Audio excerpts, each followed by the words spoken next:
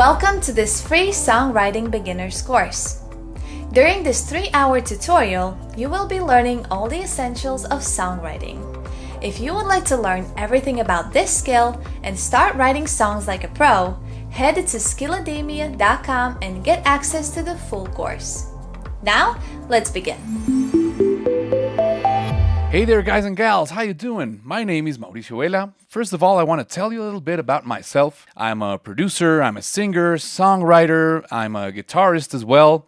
I'm a sound engineer. I've been doing mixing, mastering, producing, songwriting, playing guitar, and touring the world with my band. We've been having a very good time, and I want you guys to have a great time as well. So, first of all, I want to show you a little bit of the records I've been in. And the work I've done that, well, at least what I've got in physical. Because, right now the digital domain has a lot of that material. But here I've got some cassettes. This is Eloise Garden. Very cool. Other records I've produced, like this one. Here I played guitar. This is a band called Sin Nadie al Mando, which I produced. Here we've got my band's first record. Here's another record I produced from Go Les Pantos, another Colombian band. Here there's like 4 or 5 songs that I produced from other bands called Chaos in Colombia. It's very cool. It's very beautiful. It's a blue vinyl. That's nice. And here's my band's latest record. It came out in vinyl as well with a German record label. It's very beautiful. Really like it. So we're going to be talking a lot about the craft of songwriting. And, there are a lot of abilities you've got to learn. But first of all, I know you guys are here because you are creative people. And because you have a message you want to put out into the world. You have something very important to say and you want people to know what you want to say. Okay, so if you're a creative person and you want to have a little bit of a toolbox where you can just grab a little bit of a wrench and say, okay, let's do some harmony. Okay, let's do some lyrics. Okay, let's do some music production because, music production, songwriting, and the art of writing, telling stories, and try to engage with people and make people identify with your music and your song really demands a pretty consistent toolbox, which I will give you because you are going to have a lot of things you can learn, okay? And you can use for songwriting, okay? So I'm going to do a little bit of an outline and tell you what we're going to be talking about so you can know what we're going to do, okay? So first of all, we're going to talk a little bit about our artistic identity, okay? So I'm going to help you guys know yourselves a little bit better and know what you want to project into the world because it takes a little bit of questions you can ask yourself so you can know what you want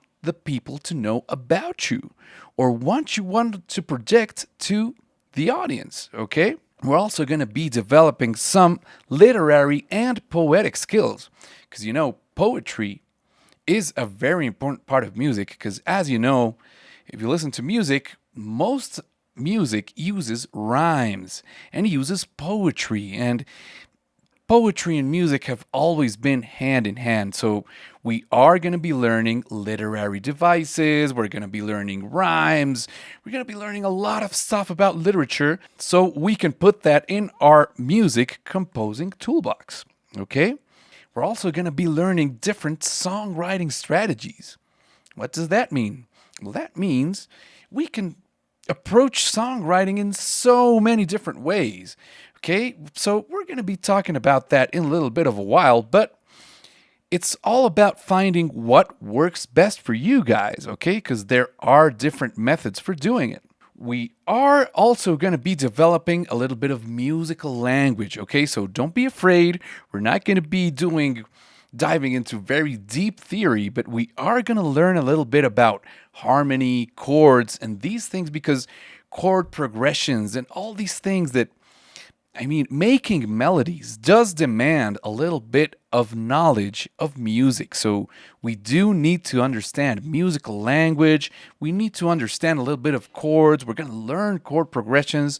We're going to learn harmony, melody, and all these things because once we've got our lyrics and once we've got our concept, we do need some harmony and melody in order to make our song work. And we're also going to be learning some singing techniques. And I'm going to teach you some exercises that will help you be a lot more in tune when you're singing. I'm going to teach you also how respiration techniques work when you're singing, how you should breathe when you're singing. Because, it's different when you're talking, and the phonatory system has different parts that it's important to know and to exercise because it's all about muscular memory, and we do have to exercise our voice and the different muscles that are involved in the process of singing because, it's very important for a songwriter to learn a little bit about singing because when you're going to lay down your track, the track you just wrote, well, sorry to tell you this, but you do need to have some singing abilities so it sounds nice. So you can just put the idea you've got in your head and go ahead and record it, okay? Don't worry. It's all about trying. It's all about discipline. And it's all about respecting the art of songwriting and knowing that it is going to take time, but it is going to take especially a lot of love from you and a lot of love for the art of songwriting. So I guess I'll see you guys in a bit when we start talking about this beautiful art of songwriting. Artists tend to have a very unique voice and they tend to have a very unique personality, and the personality that is projected into the people tends to be a little bit different than their actual own personality. Okay, but it is important for you to know yourself very well before you start writing music. For example, think about Madonna. Where do you picture Madonna? Or where do you picture Jay-Z or The Weeknd or Ed Sheeran? For example, I imagine Ed Sheeran maybe at a pub, and I think he's a really nice guy. Maybe I'd like to have a beer with this guy. And maybe Madonna, I think that she would be maybe in a very fancy club having like a martini or something like that, or a pina colada or something like that. Right? Or what about Jay-Z? Maybe you imagine Jay-Z like in a neighborhood with some cars and a lot of stuff, like a lot of girls and maybe things like that. Why do I tell you this? Because music is about being authentic. It's about being honest. It's about being true to yourself. Okay, so it's very important to ask yourself some questions before starting writing songs. Okay, so I like to talk about this a lot because it helps me a lot to ask myself questions when I want to write the song. Like, okay, what do I want to write about? Let's say maybe I want to write about a romantic situation. Is it positive? Is it a negative experience? And how is my posture towards this situation gonna be? Okay, so it's very important to know yourself very well in order to have an important posture and a very clear posture of what you want to say. Let's say you want to talk about freedom, for example. So what type of freedom are you going to talk about? Is it emotional freedom? Is it political freedom? What do you want to talk about, and what is your personal posture on it? Because honesty and connection to your true inner self is going to be very important in order to write honest songs that have the ability to connect with other people. Okay, because that's what music is about. It's basically very therapeutic, and it's going to help you a lot. Okay, and if you have emotional issues, never ever doubt writing these things down. Okay, so it's all about starting writing about your feelings and how you feel about different things in life. Maybe you want to write about, I don't know, maybe you like to write about simple things in life.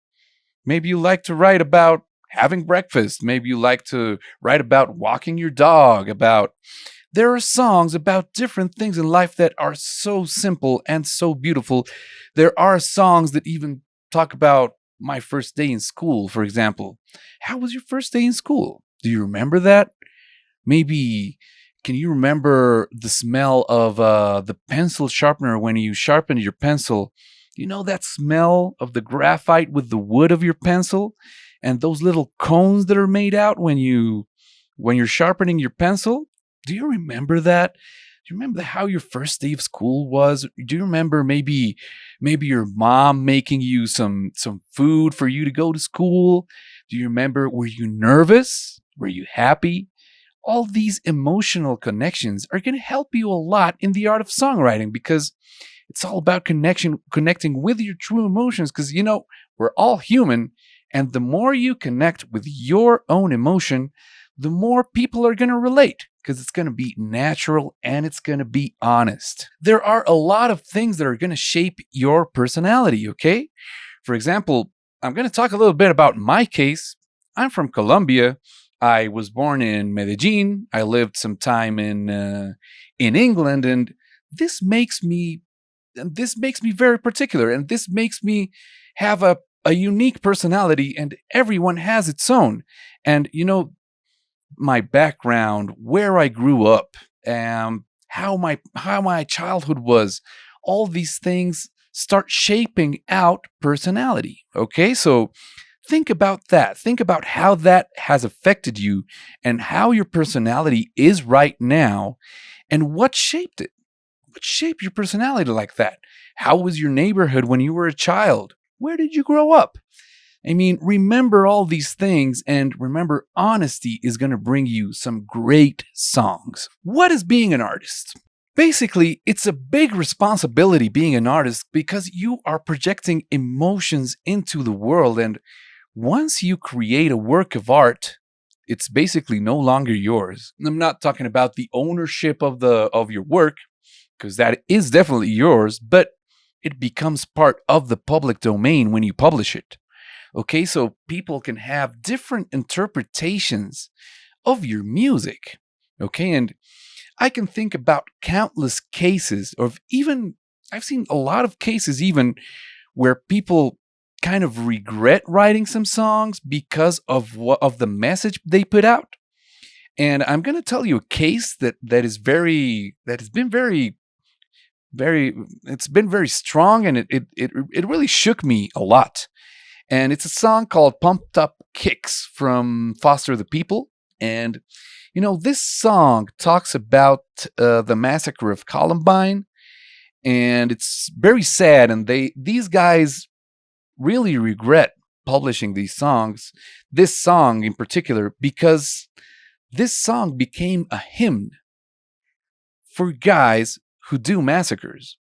So that's why I tell you, it is indeed a big responsibility writing songs, because you are projecting emotions into the world. So you've got to be very careful of what you want to talk about, which energy you want to put into the world. What do you want people to feel? Do you want them to identify with what set of values? For example, do you want them to feel happy? Do you want them to feel sad, or do you want them to make music that is kind of cathartic, for example, and very aggressive for people to, I don't know, take out a lot of energy and then feel relaxed after that? Or maybe it's music that can talk about some social discontent, for example, so people can have something they want to talk about and something they feel about very strongly with their personal political views or things like that. There are thousands of subjects you can use for your songwriting, but remember, it is a huge responsibility. So take into account and take a very, very hard thought of what you want to write about, because this is going to have a great effect in humanity. Okay, we're basically making art is immortality. Okay, because your work is going to transcend you. When you're dead, your records are still going to be there in the public domain. So take that into account. Okay, think what is going to be your legacy. What do you want to put into the world? Okay? This is very cool. But there is another thing that I want to tell you about this thing of being an artist and artistic identity. And it's my view, and I believe it's important to disconnect yourself a little bit from what your personality is, your personality, and what you're putting into the world, and what your artistic identity is going to be. I believe these are two different things, because, and I'm going to give you a couple of examples, okay? For example, check out this band, Slipknot. Okay, this is a very heavy band, and their discourse, their imagery, everything you see from them is very aggressive. And it's very heavy, very dark. But do you think these guys don't have a family? Do you think these guys don't have children? Maybe sisters, brothers, mothers?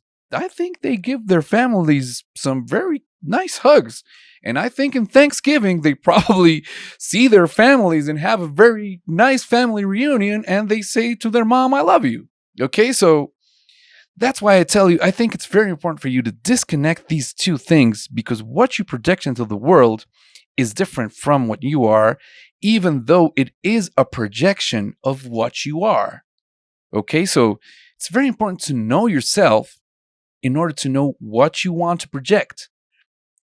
Okay, and take into account that it is very cool for you to have these two kind of personalities, so to say. So this artistic identity you want to project, you're going to build it like from scratch. So it's going to be a different entity. It's like a different being. So if you think about it that way, it's very cool because you can mold it. You can mold it however you like. And it is indeed going to be a projection of your taste, of the things you like, of what you want to project, but it is not you, okay? It is your work of art, and it belongs to the people, to the universe. It belongs to the world, okay? So I want you to take that into account, and I've prepared for you a couple of questions. And it is indeed a set of 100 questions. I'm not going to tell you all of the questions, but I am going to show you a couple of these questions just so you can give yourself an idea. And, it's very cool. These questions are very cool. And I believe they can help you find out a lot of things about yourself and your own personality. Okay, so this is a very personal exercise. So if you want to share it, it's cool, but it's something for you. Okay, this is a gift for yourself. Okay, it's going to help you a lot. So the more specific and honest you are about these answers, it's kind of a first writing exercise and a self-knowledge exercise as well. So it's going to help you a lot. For example, here are a couple of questions. What has been your greatest accomplishment? What's been your greatest failure? For example, if you could meet any deceased person from history, who would you choose? And what would you discuss with them? For example, me. Who would I meet? I would like to talk to Chuck Berry. Maybe I would like to meet Chuck Berry in the 50s and tell him, man, can you teach me some guitar licks? What's your trick? Or maybe I'd like to talk to Robert Johnson, or maybe I'd like to, I don't know. I mean, it's all very personal, okay? So answer these questions as specifically as you can, because they are going to help you a lot with your self-knowledge. And maybe you can even find some songwriting subjects just from this exercise, okay? What is the lesson you learned from your greatest failure? That can be a song, okay? I mean, all these questions are going to help you a lot to know yourself, and they may even help you start finding subjects and concepts for the songs we're going to write. Okay, so remember, it's very important for you to start thinking about this artistic identity, and basically, songs are there to try to answer some questions, okay? So that, or maybe even ask them, okay? In order to get this self-knowledge thing going on, there are a lot of things that I think are very important for you to start analyzing about yourself. So for me, philosophy and values are pretty cool and are very, very important for you to know what you want to project into the world.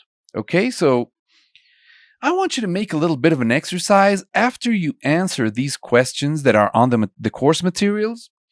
I want you to think a little bit about your philosophy and values, okay? Philosophy and values, I usually like starting with nouns, okay? Nouns are very cool because they make you think about values, okay? Most values are nouns. So, which values do you identify with? For example, I identify with loyalty, with kindness, with integrity, with compassion. Just to give you an example. Find your own. Okay, so try to find which nouns identify more with your personality and which values you would be willing to put into the world and you want people to know.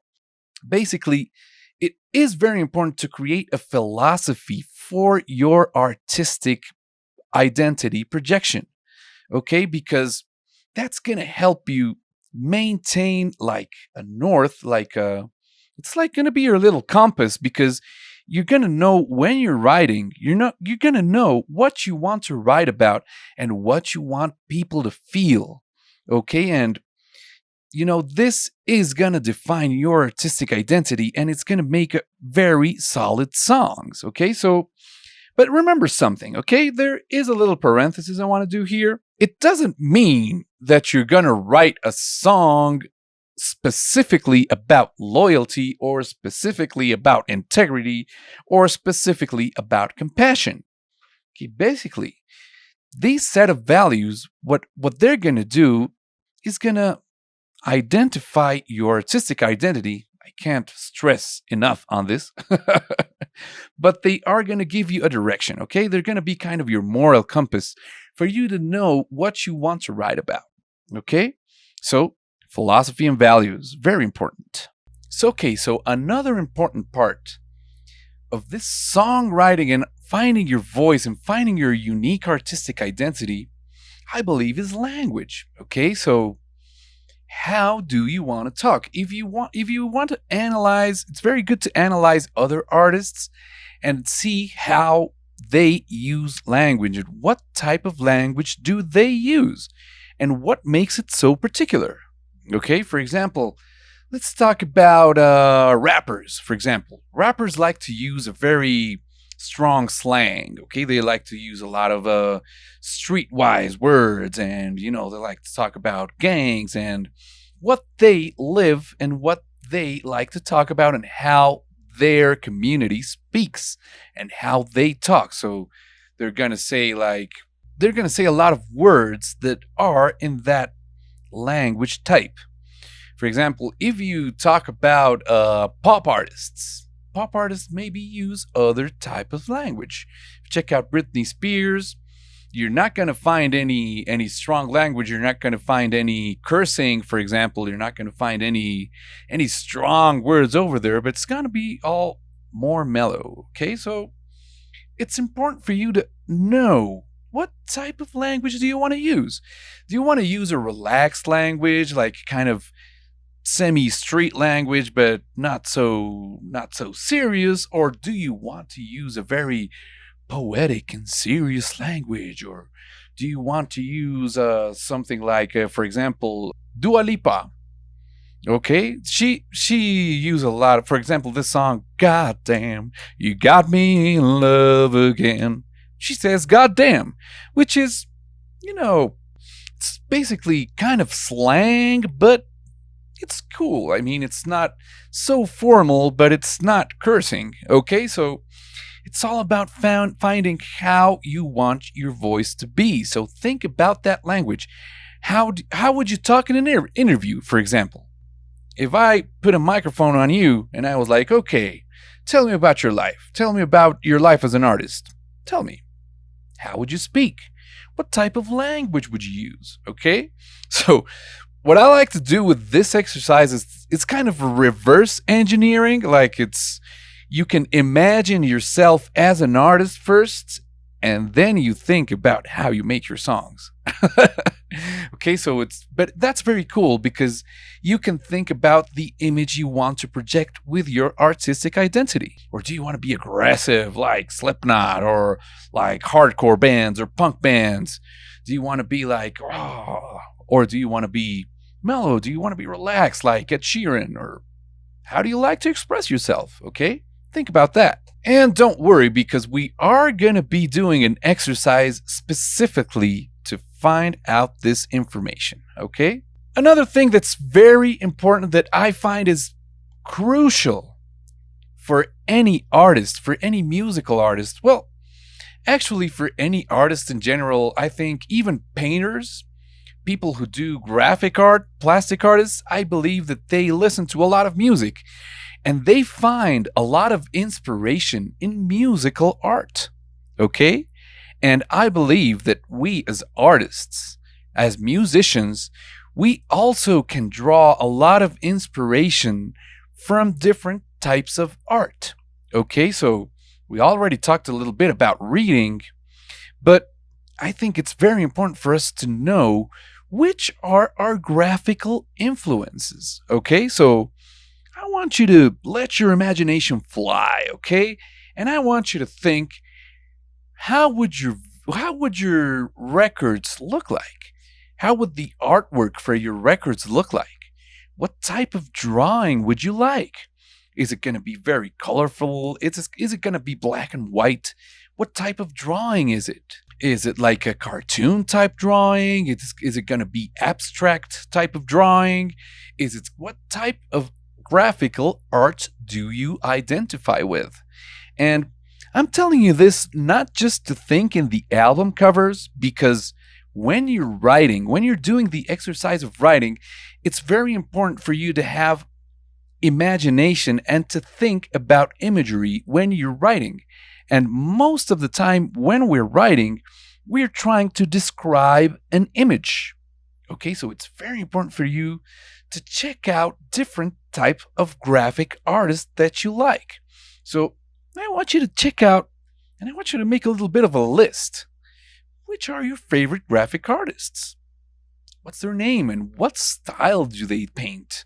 Okay, because this is going to help you a lot to shape that identity. Okay, so think about that. Think about your favorite graphic artists and why do you like them? What makes them so appealing to you? Okay, and next I also want to talk about literary influences because I believe this is absolutely crucial. Okay, and there are so many styles of writing. I mean, you can find chronicles, you can find novels, you can find history books, you can find academic books, you can find different narrative styles, you can read plays, you can read anything. I mean, there are an immense universe of literary styles, narrative styles, and different ways that people use their narrative in books. Okay, so this is a very important art form for us because, you know, it can help you analyze a lot of stuff. For example, language. Which type of language do they use? Okay, and every writer has their unique artistic voice as well, and they use a very unique language. So it's very cool for you to know and to read a lot. I mean, it's very important to read a lot because when you read different books, you can learn different new words, for example. You can learn new words, you can learn narrative styles, for example. You can learn different types of narratives. There are writers who write very linear stories, for example. Other writers like to make short stories and make them into one big book. You can even do that. And this can inspire you for your writing style as well. Okay, so when you're reading, I want you to choose your favorite books and I want you to analyze in depth the language they use, the narrative styles. For example, the rhythm of the narrative is also very important. Are they very detailed? How fast does the story evolve? Okay, because some artists and some writers are going to be very specific and they're going to use a lot of tension in the first part of the story, and maybe they take their time in order to build up tension, and then maybe things start happening at the, I don't know, 2/3 of the book or something like that. There are different styles of writing, narrative rhythms, narrative styles, poetry. They even use a lot of imagery. Check out which type of imagery these artists use, these literary artists use. They usually describe their events very graphically with text. Okay, so take this into account and analyze all these artistic influences that you can feed upon this and make your creativity explode. Okay? Well, I believe this one is very important. Musical influences. Okay? So this one's kind of obvious. I know. It's like, duh. Obviously, I've got to have musical influences, but I want them to be very clear. Listen to tons of music, and most importantly, listen as a songwriter, okay? When you're listening to music, I want you to start analyzing different things, okay? I want you to start analyzing the lyrics. I want you to start analyzing the instruments they use. I want you to start analyzing structure and form, okay? For example, like, okay, how many verses, how many choruses?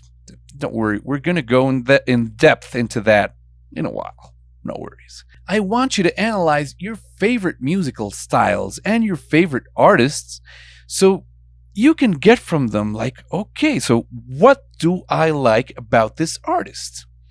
Do I like the way he expresses? Do I like his language? Do I like his how he dresses? Do I like how he speaks? Do I like the aggressive style of the music? Do I like the relaxed style of the music? Do I like the romantic style of the music? So I want you to identify which musical styles work best with your personality and with your values, with your set of values, and with what you like and your taste. Okay? Because your taste is very important, and that's what's going to shape up your identity at the end of the day. Okay, this one is also very important. Filmic influences. Movies. Movies are another beautiful art form that I really love, and it can inspire you a lot because it's a different way that you have the imagery. It's a different way of narrating stories. Okay, and music is a lot about telling stories, so I want you to also identify which type of movies you like the most. Do you like romantic movies? Do you like horror films? Do you like slashers? Do you like superhero movies? Which are your favorite movies, and why do you like them so much? Because this is going to tell you a lot of information about which imagery works best for you and which type of stories you like. And for example, the rhythm of the narratives in movies is also very important. There are movies like these action movies, they move real fast. But maybe a romantic movie is going to be a little bit more slow, and it's going to be a little bit more introspective, and it's going to talk a little bit more about the character. It's going to be more specific with a lot of stuff. Maybe some independent films are going to be a little bit different in the narrative as well. Going to be a little bit more complicated on the rhythm also of telling the stories. Okay, and this is very important for you to analyze and to think. And also the imagery. How is the aesthetics of these movies? For example, because this is going to tell a lot about the style you like. Okay, because I want you to imagine your music videos. I want you to imagine this is going to help your imagination fly and think, oh, I like that movie. I like the color. I like the art, the disposition. I like the acting of the character. What do you like about the movie? And think about your videos. How would you like them to be? What type of stories would you like to tell? Okay? And It's also a good exercise to analyze music videos from other artists as well. So take that into account. It's very cool to have filmic influences and to have them very, very clear. So now we're getting into an exercise. Now we're getting into the little meat of it.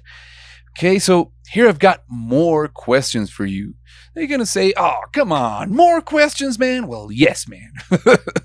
Or gal. This is very important. Questions are going to help you ask yourself things and answer yourself back. Okay, so these questions aren't for me. They're for you. They're for you to understand better which is the image you want to project. Let me tell you what this exercise is all about. Okay, so I want you guys to think of your artistic identity. If it's a band, if you're a solo artist, it doesn't matter. Or if you just want to write the music, never mind. Nevertheless, you're going to have an artistic identity you want to mold. Okay, so I want you to answer these questions as sincerely as you can and as in depth as you can, imagining that artistic identity as a new human being. Okay, imagine you're going to play God, basically. This is an exercise called playing God. So I want you to shape up this little human, and I want you to imagine this human being and answer the following questions. How tall is he or she? And how does he or she dress? For example, is it very elegant? Is it a very elegant style? Or is it like baggy pants? Is it like combat boots and a leather jacket? Or is it a girl? Or how does she dress? Does she like lingerie or fancy dresses? Or what style does that artistic identity manage? This is the next question. How does he or she express him or herself? Does she talk very slangly, like, hey, come on, don't talk to me like that? Or what type of words does this person use? How does she express or he express? Is she very elegant, like, do not talk to me like that, please? Or, hey, come on, you don't talk to me like that. What do you think you are? Or how does this being express himself? This is the next question. What are his or her favorite movies? What type of movies does he like? And which one of these are and why? Also tell yourself why. Why are this new being's favorite movies? What are his or her favorite writers? Okay? That's very cool because this is going to define also how this being expresses himself. Okay? Which are his favorite writers? Which is his literary style? And why? Okay, go into depth with each question. Which are his or her favorite graphic novels or comics?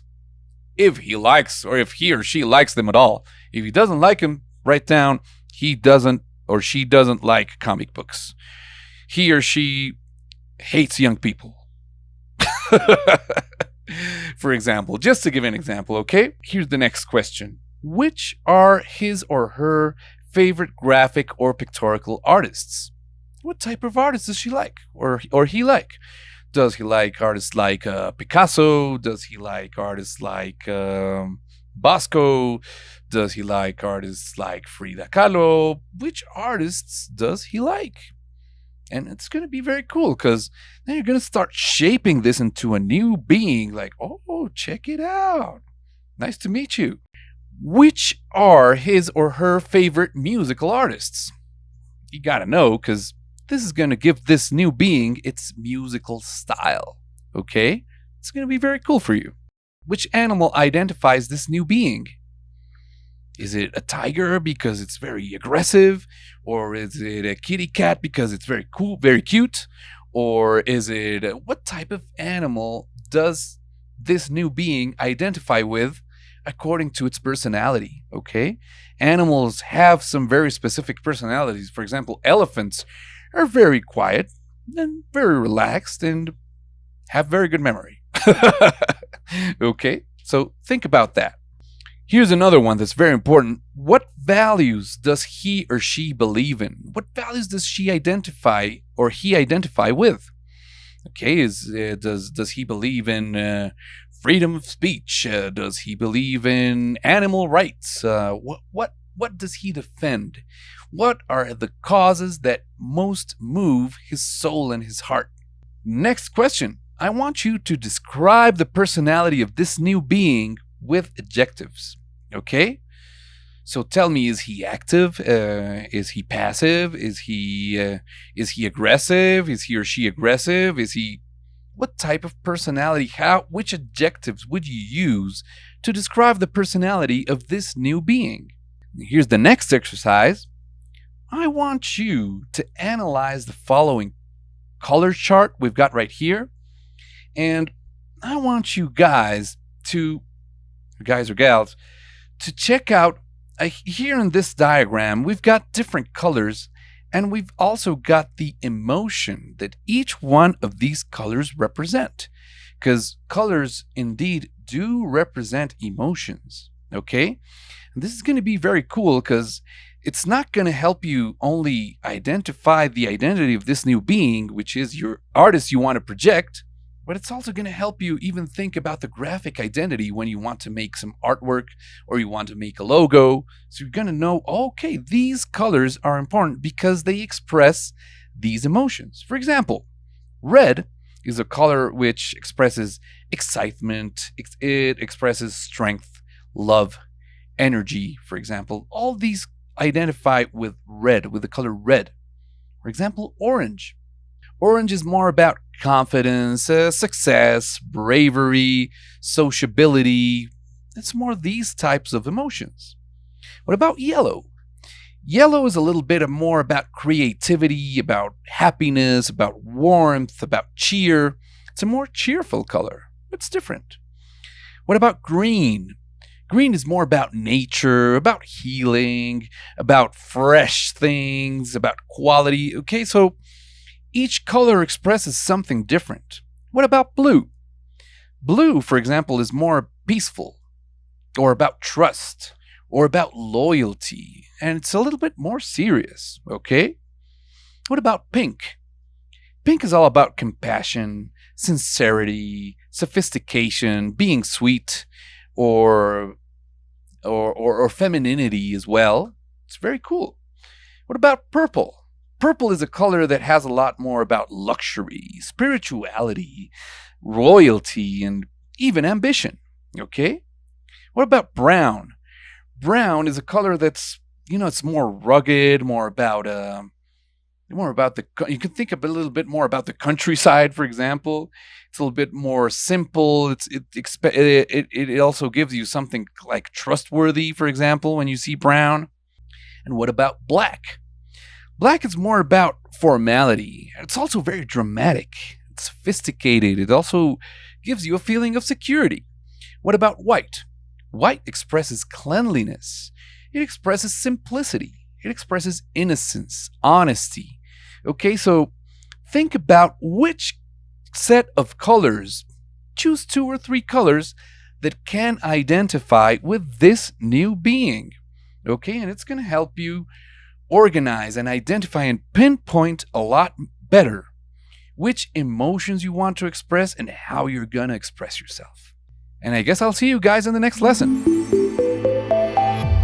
Hey there, guys and gals, how we doing? I hope you guys are having a good time, and I hope those creative juices are starting to flow and you're starting to get some inspiration from different places and different sources. I hope you're reading a lot of books, watching a lot of movies, analyzing different artists and their artistic identities. And I hope you were able to answer those questions in depth.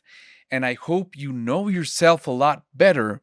And I hope you have a lot more clear what you want to do with your artistic process. Because every artistic process is absolutely unique. So be true to yourself and build a beautiful artistic identity.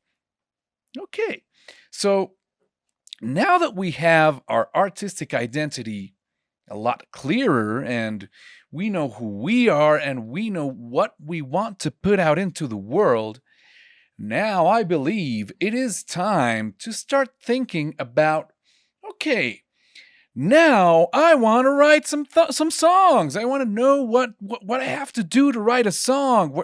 How can I go about this, and how can I start with the process of songwriting? And don't worry, we're getting there. Don't be afraid if I maybe talk to you something about chords that you don't manage very well yet. Don't worry. We're going to get there, and it's a part of the course. So don't worry, but it is important that maybe other guys or gals that are coming inside this course maybe do have a small idea of chords, and maybe you can start to do this exercise of songwriting, okay? And we are going to do that reinforcement about music theory, about chords, so don't worry, okay? And just give it a try. It doesn't matter. You can find all over the internet information about some guitar chords, and just start trying out, okay? Because the best way to learn to make music is making music. Don't forget about that, because there is no correct way to go about this. And I can tell you, because I wrote a complete record without having any idea of music theory, and basically just looking for some chords on the internet, analyzing some songs and analyzing musical styles, and just writing away. Okay, so don't be afraid. There's something very important you have to lose in order to win the ability to songwrite, and it is losing your fear. Okay, so don't you worry. Just tackle the problem, tackle the situation with all you've got, and don't worry. Remember, John Lennon and Paul McCartney wrote each one 100 songs, and they took them to George Martin, which was going to produce their first record. And George Martin started listening to those songs, and he was like, okay, no. And he listened those 100 songs, and they ended up recording 0 songs, squat, from that record. And they ended up recording other people's music for their first record, but that didn't stop them, okay? So part of being a musician is endurance, okay? It's strength and being self-critical, okay? So don't worry about it. If you don't like a song, it's cool. Just throw it away and start all over again. There isn't any problem with that. It's just all about practice, okay? And you just got to be there for that inspiration to occur. Okay, because many people say like, oh, artists are such special people and they have divine intervention that sends them songs magically into their heads and their hands, and boom, they write a song. That's not true. Inspiration is something that exists, definitely, but it's not all. If you're not prepared and you're not ready, and if you're not with your pencil in your hand and the piece of paper doing the exercise, inspiration will very hardly come. Okay, so you got to be there for that inspiration to come to you. Okay, so don't worry if you're feeling dry, if you're feeling out of ideas, don't worry. You can do it, and it will come if you're there to receive it. Okay? Now we're going to talk a little bit about song concept. Okay, what is this about song concept? Where do the concepts of songs come from? Well, they definitely come from multiple places. Okay, so there are many ways for you to find a song concept for a song. Okay, so there are many techniques, but there is one of those who works very well is, first of all, try to search for a title. Okay? A title can be a very small, solid concept that can take you many, many, many ways and can get you to think 1,000 different things about that same title. I'm going to give you some examples in a moment, so Don't you worry. But for example, this guy Dave Grohl from the Foo Fighters has a very cool advice about this, and he says he likes to think about titles as bumper stickers.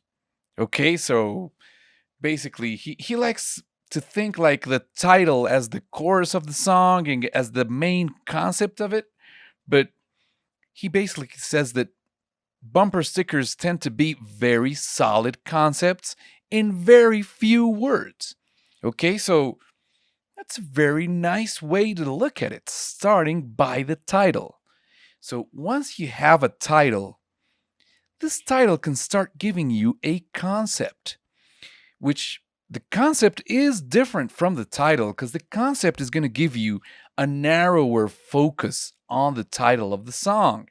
And this concept that derives from the title can take you many places, and it can start generating inside your head imagery, different images of what can start going on with that title. It can give you circumstance, it can give you space, it can give you time, it can give you even character, it can give you 1,000 different things. Amongst these, also feelings, because it's very important that a title can give you a concept, and this concept can give you different feelings that are associated with this concept.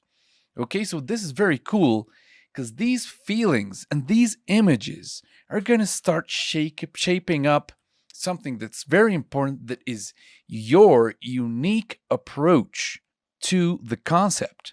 Okay, so think about that. Think about those images that the song can give you. Think about the feelings that come to you about this concept, and think what would be your approach to these feelings. How does this make you feel?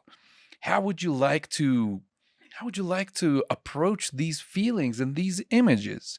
What do you think about them? Are they positive to you? Are they negative? What is your posture towards it? Do you agree with this? Do you think, okay, I like it this way, but maybe the way I would do it would be this one? So remember, your unique point of view is super important, and that's what's going to give your songs a very particular identity, okay? Once you have your approach on this, there is something very important that comes in the art of songwriting, which is points of view. Okay, so there are different points of view you can use literarily. Okay, in literature there are different points of view, and there are the same for music. Okay, so I'm going to give you some examples first of this point of view. Okay, so I'm going to talk points of view. So first of all, we're going to talk about first person. Okay, so basically in first person, the main character is telling the story from their own perspective. Okay, you can find a lot of I, a lot of me, and it can also be plural. So maybe you can even find some we, like we will rock you. Okay, but maybe that's just that phrase, because the rest of the song is actually in third person because it's talking about someone. Okay? Here's an example of a song by Casey Musgraves called Slow Burn. And the lyric says, I'm all right with a slow burn. Taking my time, let the world burn. I'm gonna do it my way. It'll be all right if we burn it down and it takes all night. It's a slow burn. Okay, so there it's clearly a first person. They're talking from their own perspective. Cool? Great. Now let's check out another perspective, which is second person. That is, I am talking to you. Okay? So basically, it's when a narrator or the singer is talking to the spectator, the listener, or the reader. Okay? So here's an example with a song by Leonard Cohen called Suzanne. It says, Suzanne takes you down to her place near the river. takes you down. You appears a lot in second person. You can hear the boats go by. You can spend the night forever. And you know that she's half crazy, but that's why you want to be there. And she feeds you tea and oranges that come all the way from China. And just when you mean to tell her that you have no love to give her, then she gets you on her wavelength, and she lets the river answer that you've always been her lover. That's beautiful lyrics by Leonard Cohen. But this is a great example of second person, okay? We're going to be talking a little bit more about poetics and rhyme and all these things a little later, but this is a beautiful example of a second person point of view. Another one would be direct address, okay? Because I'm talking to you in the second person. I am talking to you, but I'm talking to you in a very general way, and I'm not talking to you specifically, but I'm narrating a story as if it were happening to you. But in direct address, I am talking to the person specifically, okay? And it's the most intimate point of view we can have about a song. Love songs have a lot of direct address because usually you are talking directly to your lover. So this is a song about Halsey called Without Me, and it says, "Found you when your heart was broke. I filled your cup until it overflowed. Took it so far to keep you close. I was afraid to leave you on your own." Well, those have some very nice partial rhymes, have some very beautiful things, and it is talking directly to the person. Okay, so take that into account and check out that second person has various ways of working. Now we're going to talk about third person, okay? This is another perspective we can have.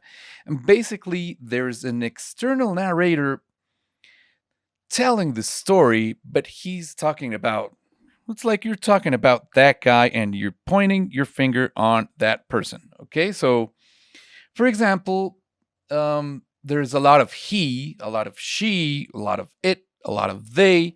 You're talking about an external subject, okay? So a good example of this is Eleanor Rigby by the Beatles, and the lyrics go like this. It says, Eleanor Rigby picks up the rice in the church where a wedding has been, lives in a dream, waits at the window, wearing the face that she keeps in the jar by the door. Who is it for? It's a very narrator perspective, okay? It's very cool for a different style of song. It all depends of what you want to say, okay? So take into account that this point of view is given by your approach, the images, the feelings, the concept, the title. All of this determines which is the point of view you're going to use. Cool, so now we're going to check out some examples of this point of view and the concept of the song. Okay, so here's an example about Imagine, for example, which is a song by the Beatles. And okay, Imagine is the title of the song, and the concept of the song is making the world a better place, right? But there are infinite ways to do that, okay? And the perspective of the Beatles and the take on the Beatles of this song is not preaching it, but sharing love universally. Okay, so that is their approach on this concept, on this title. There are infinite ways you could do this, okay? And this song is narrated in first person, addressing humanity. For example, here's another great example about how a title can go infinite ways depending on your own perspective. For example, what about this title? You Belong to Me. This could be a love song, right? But this song can talk about love, but that title can sound very possessive. For example, I, for one, do not agree with possessiveness in relationships. So I would prefer to say, you belong with me, for example, and that gives it a whole other character just by changing one word. Instead of saying you belong to me, you belong with me. We belong side by side. We're going to build something together. Okay, that's a great example of how one concept can change depending on your approach on it and your point of view. Cool. So there are many, many ways to find inspiration for your songs, okay? Maybe you can use stories from your life, you can use movies, you can use books, you can use stories of others, or there are some other strategies you can use. For example, I like to use tarot cards. I'm going to show you my deck. And basically, this is a set of cards that it's very beautiful. I really like it because each card has a very important and strong emotional meaning. But you can use any set of cards. For example, you can use a standard set of cards, a poker deck, and you can say, okay, Queen of Hearts. What do you think about the Queen of Hearts? What is she about? What would she do? What would a Queen of Hearts do? Okay? For example, I'm going to show you from this tarot deck from Aleister Crowley, which I really love because all of these cards are filled with emotion, and each of these cards talks a lot about emotion. Okay, it doesn't mean you have to give it a mystical use. I like mystic stuff, but that's me.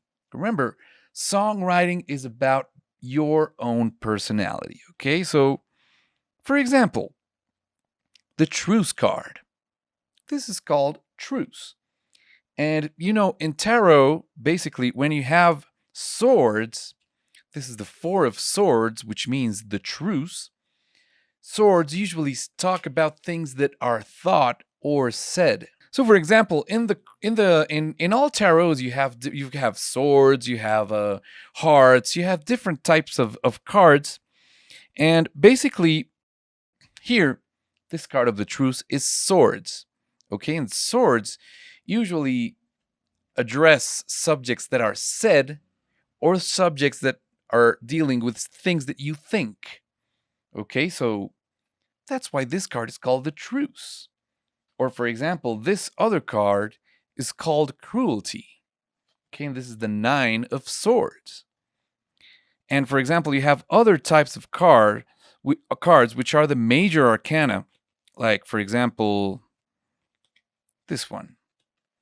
This card is called Justice, for example. It's a very strong card. So you could think about justice and you could think about a truce. For example, a truce and justice are two subjects that have a lot to do with each other. So you have different suits in the tarot cards, and you have your major arcana, and all the minor arcana each have their suits. And for example, swords are a suit that talks about things that are thought or said. Cups, for example, are a suit that talks a lot about emotion. And for example, discs talk a lot about worldly things like economy, like money, like objects, things like that. For example, here's a beautiful card, the Sun. The Sun is a card that talks a lot about happiness, about balance, about equilibrium, okay? That's major arcana. For example, you have the Lovers. That's another beautiful card. What can you think about the Lovers? And you just looking at the card, you can think a lot of beautiful things and a lot of different stuff. Like you see that there's the king, there's the queen, you've got your Cupid, and you've got two small children, and you've got these two symbols that symbolize different things in the tarot, okay? This is also art. The artwork for tarot cards is also very beautiful and can inspire you a lot. For example, this card is called Defeat. For example, if you talk about, if you, and for example, if you take out a couple of random cards, for example, you end up with defeat and the lovers. You can think about the defeat of love, heartbreak, for example. There are infinite possibilities here in the tarot. For example, here is the Prince of Discs. Okay, this guy, you see him with the world in his hands, and basically this guy has a bull here, which makes you think a lot about the power that this person has.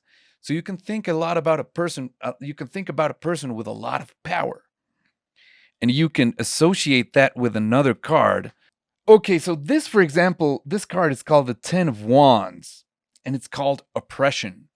For example, you can think, if you see these two cards, you can see a powerful person with a lot of money generating oppression over someone.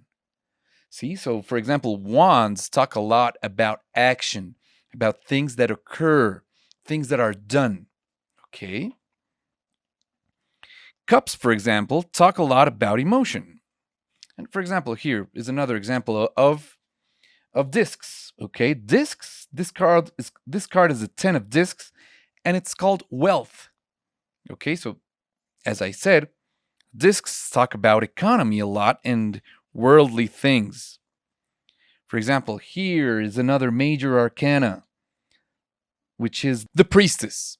For example, this card is the priestess.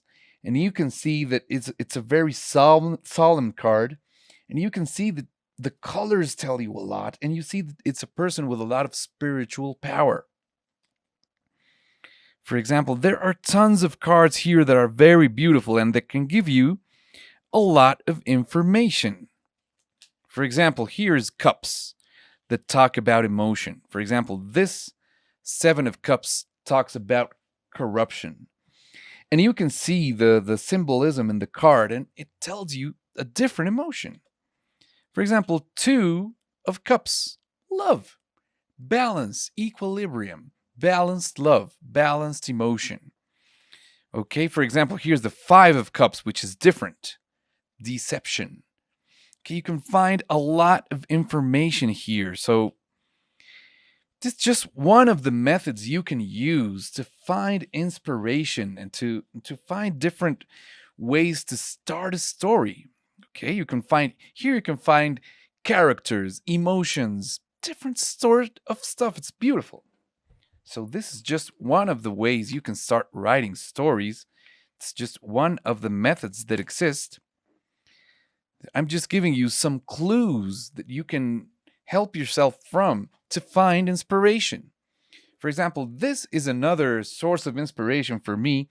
I use it a lot and I really love it. It's a book, and it works a lot with randomness as well, because cards, basically you take out a random card and use it and see what it can tell you. This book is called Oblique Strategies, and it's by Brian Eno and Peter Schmidt. There are tons of books like this that's basically a creative tarot.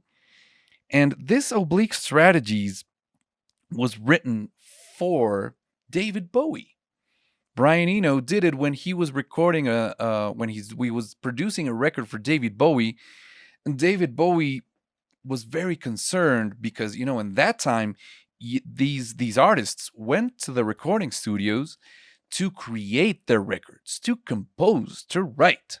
So David told Brian, he said, man, there are some days where I feel that inspiration is just not coming to me, man. And I don't know what to do.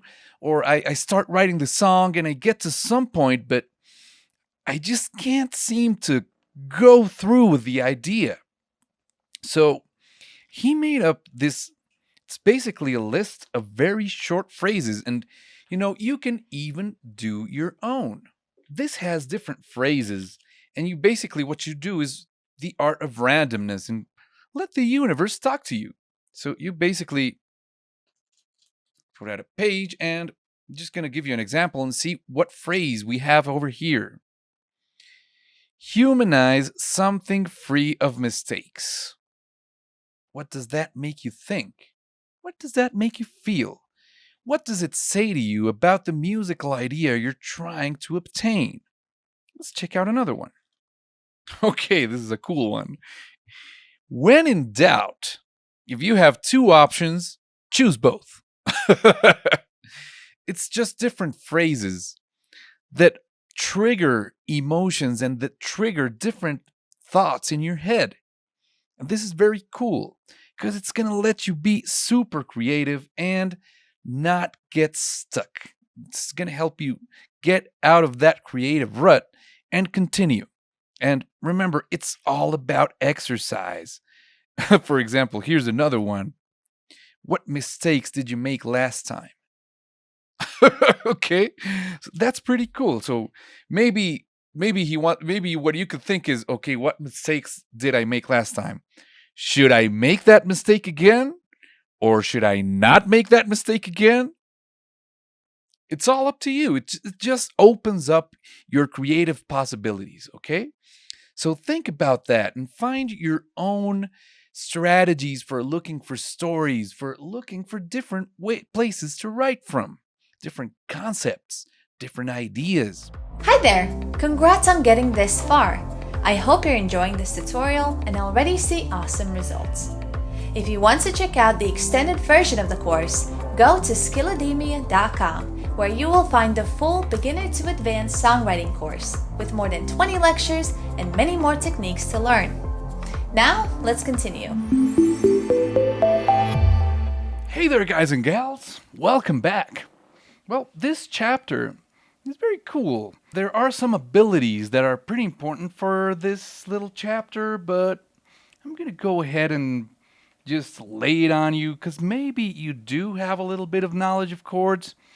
If you don't, just jump this lesson, go to the chords lesson, or investigate a little bit about chords and a little bit about music theory so you can get yourself started with this, but it's not a must. Okay, you can do it without that knowledge, as well as I did when I was beginning my career in songwriting. I didn't have any knowledge of theory when I started writing songs. So I'm just going to go ahead and show you some great songwriting techniques. There are probably more, and you can make up your own. But here are some advices I can give you and some ways you can just get into that groove, get into that way of start creating melodies and songs, okay? So I'm going to give you these little advices and these little strategies you can use to create songs, okay? So the first thing you can do, starting with a musical idea, okay? So you can start with a form, with a rhythm, with a gesture, but this is very important, and you should try to find which is the most comfortable vocal register for you and which notes work better. For example, I like writing a lot in the key of E. Works fine for my voice. Sometimes I can go kind of until writing songs in A as well. Sometimes I can do a C, but I'm not as comfortable. Okay, so I'm comfortable between the E and the G kind of register. That's comfortable for my voice. But use whatever is comfortable for your vocal register. So you can just use any instrument you like. If you like the piano, if you like the ukulele, if you like the guitar, any instrument you like. It is very important for you to grab any instrument or look for someone who does have an instrument that can help you find an environment, a harmonic environment for you to work your song, okay? So that way you can start finding an emotion for this idea you have, even starting with the music. And even the music can start giving you something, okay? So you can start with 2 chords. And that can give you maybe a feeling of, I don't know, maybe being at the beach, being happy, and I'm at the beach and I'm so happy, for example. Or you can just even start thinking about any musical idea that comes to your mind and start giving it some sense and some feeling and some emotion. Another option is starting with a melodic idea. Okay? You can start a melody with a dummy lyric. You don't need to give your phrase lyrics right away. You don't even need your guitar or your piano. You can just start with a melodic idea with a dummy lyric. So you can start like ba da ba ba ba da ba ba ba da ba da ba ba ba, and you can start then starting to think what this melody evokes emotionally in you. And you can start saying ba da ba ba ba da. Okay, this makes me think kind of like a party. For me, that sounds like party stuff. Ba da ba da ba ba ba da ba da ba ba ba ba ba da. That makes me think about a party. And then, after I have this little melodic idea, I can start thinking about adding some lyrics to that. Like, let's go to the party tonight. Just to say anything. And to think about something that inspires you and generates an emotion through a melodic idea. Okay, that's another way of doing it. Another thing you can do is starting with a chord progression, okay?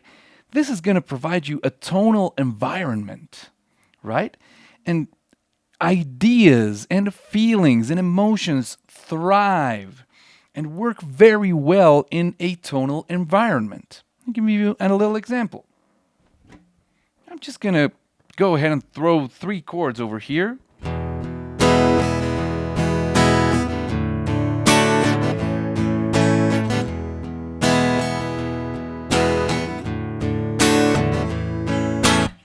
I don't know, this kind of makes me feel kind of nostalgic but positive, and it makes me feel, I don't know, it makes me think like a kind of about my childhood or maybe something like that. It's just an harmonic environment and a chord progression that can give me some idea of a feeling. I'm going to show you another one. Here I'm going to use minor chords just to check out what type of emotion a chord progression can give me.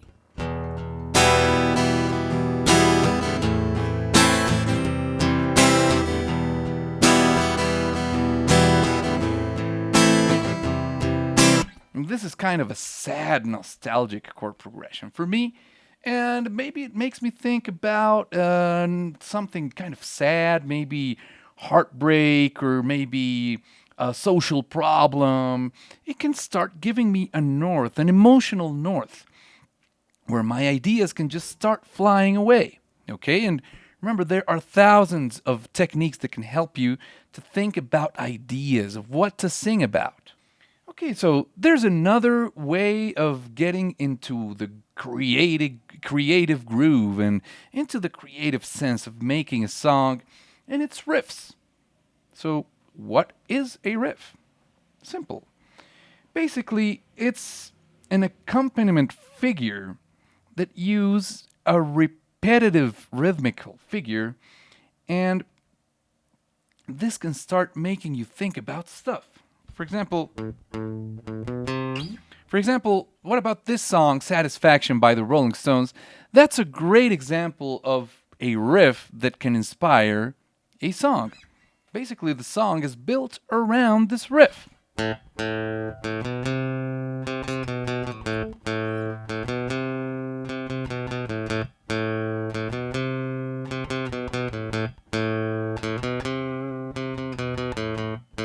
Okay, so remember, this is just one riff, and there is a whole song built around these 4 bars of a riff. Okay, it's very simple. And just this riff can start inspiring you things. And this is, I can't get no satisfaction. And this song has something very cool, and it's counterpoint. Counterpoint is so cool. It may sound like a very complicated musical term, and counterpoint, and you got to do the third and the seventh and the sixth and the ninth and the 11th. And that's not so important when you're creating. Because, this is a set of tools. Musical theory is a very important set of tools, and we're going to dive into that more specifically in a while, and you are going to have more tools. But I think it is very important for you to start trying, no matter if you have the tools or not. Just start playing around. Because when you start playing around, and then you grab the tools, and you say, okay, now I have more tools to play around with. It's that simple.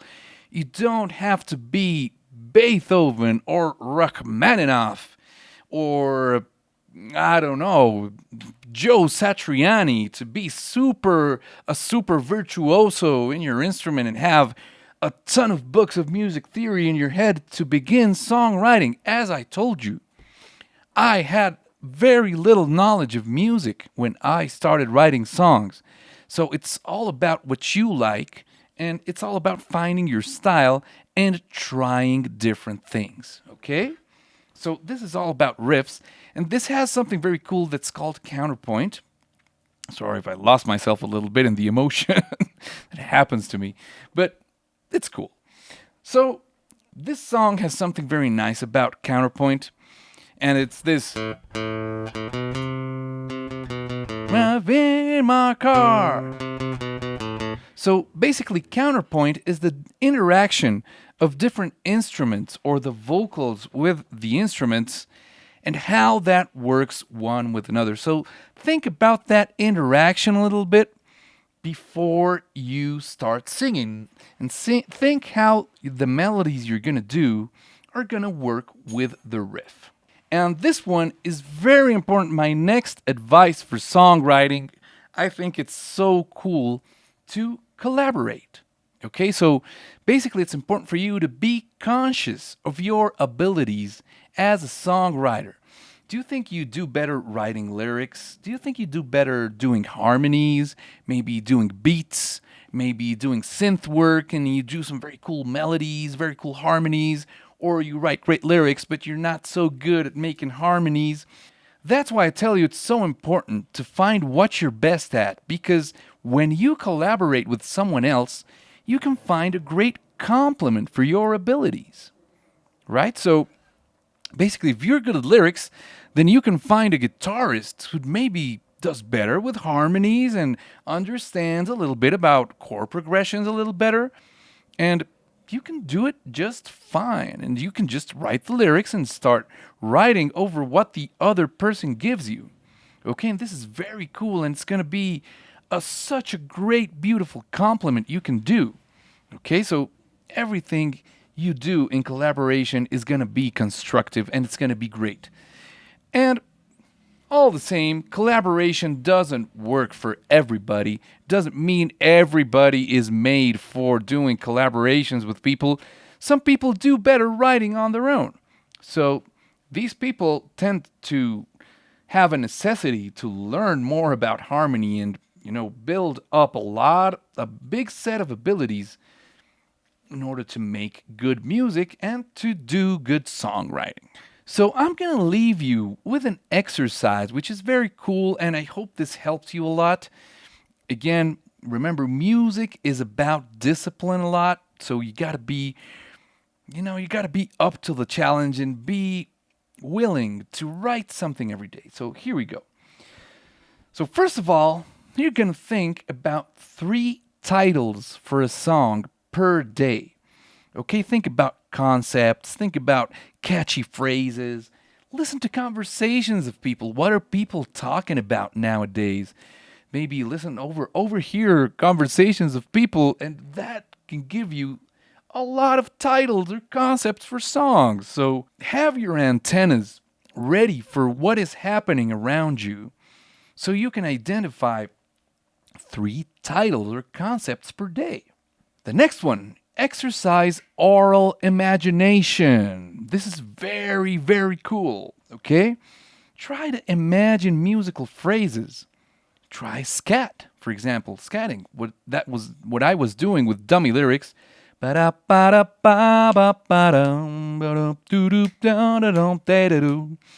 Just this exercise, you don't have to be a full-blown musician in order to do this. Anyone can imagine melodies. If you can't sing them, don't worry. Imagine them in your head and try to find a way to land those concepts and those ideas. In maybe a keyboard, a piano, use a music production. There are infinite ways to do this, or, again, collab. Here's another exercise. Try to record a melodic idea and write 3 different lyrics for it. Try to think about that. So the same. You start doing some scat. So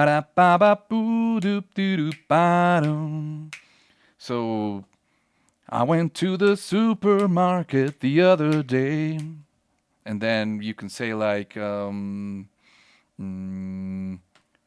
ants love sugar like I love you. That's just a couple of ideas with the same melody. Okay, so there are infinite ways. So here's another exercise you can do. Create a chord pattern with a groove and write a melody over that, and then write a lyric over that as well. I know that's a little bit more complex, but if you can do it, get into it. Do the exercise. It's going to be great for you. Okay? Here's another one.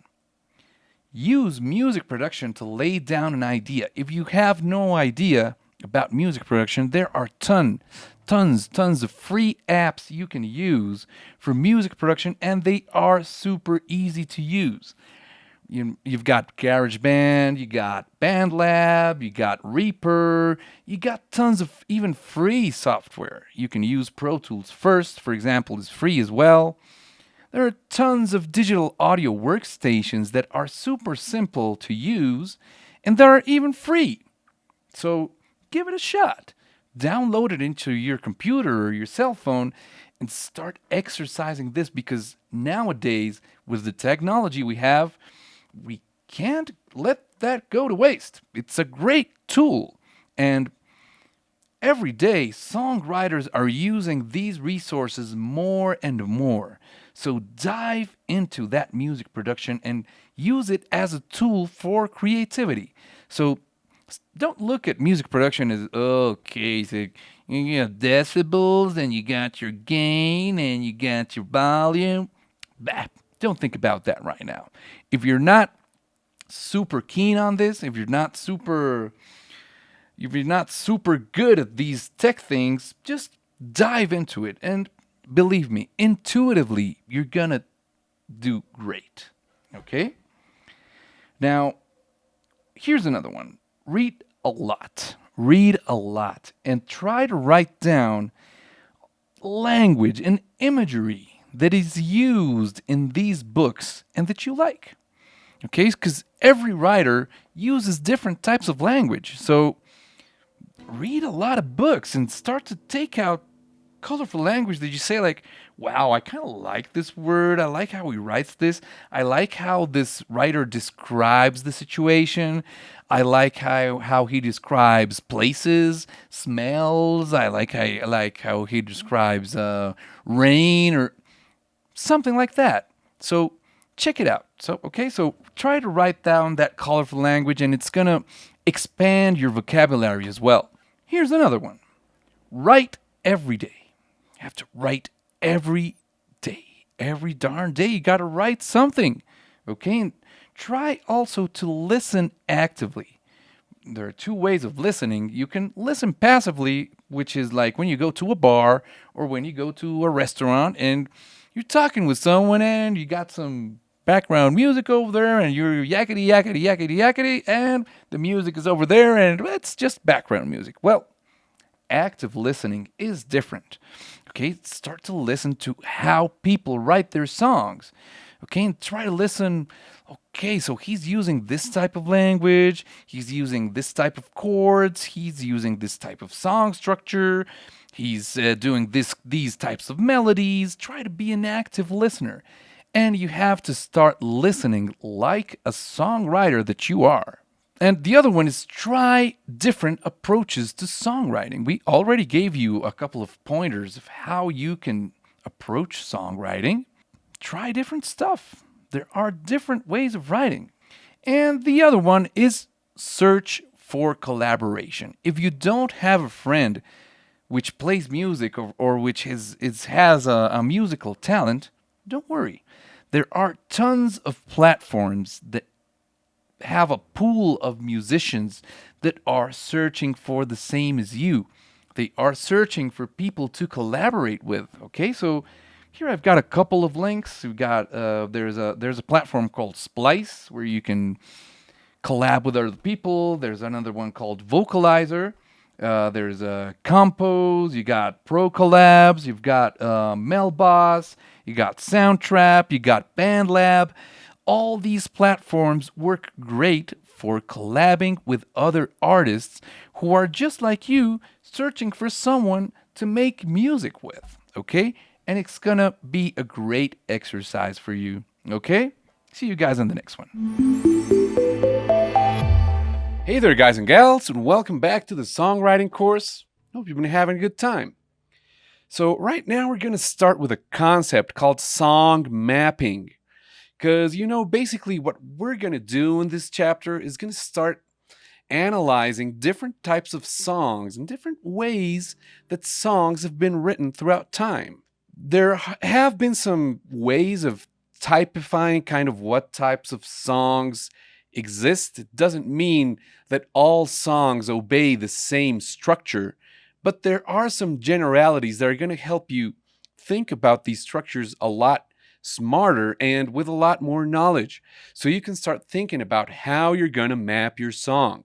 We've been talking already a little bit about titles and central ideas. We already started our little title bank. So I want to talk to you a little bit about these central ideas before getting into the maps. Okay, so there are different ways for you to express the central idea of a song. And we can find a lot of songs that have different ways of showing that central idea, that central title of the song, that central concept or that central phrase that unifies the song. And sometimes you can find it at the beginning of the song. And there are some other types of songs that are like verse refrain type songs. And some other songs are verse chorus songs. Okay, so we're going to check out a little bit about some references we can check about how these types of songs work. Okay, because for example, when a song has the central idea at the beginning of the song, you have to be especially careful on how you're gonna develop the rest of the song, and the rest of the lyrics have to be very, very powerful in order for you to maintain the attention of the listener, okay? So in order to check like different types of songs, the first one we're going to check out is when we can find the central idea, the title of the song at the beginning of the song. So here we're going to check out the chords we've got right here. So this has got a D, it's got a D sus2, it's got a G, and it's got an A. Pretty simple. Okay, so this is a song by Bob Dylan called Mr. Tambourine Man. And this song has the central idea at the beginning of the song. Okay, so it's got a very short intro, which is like...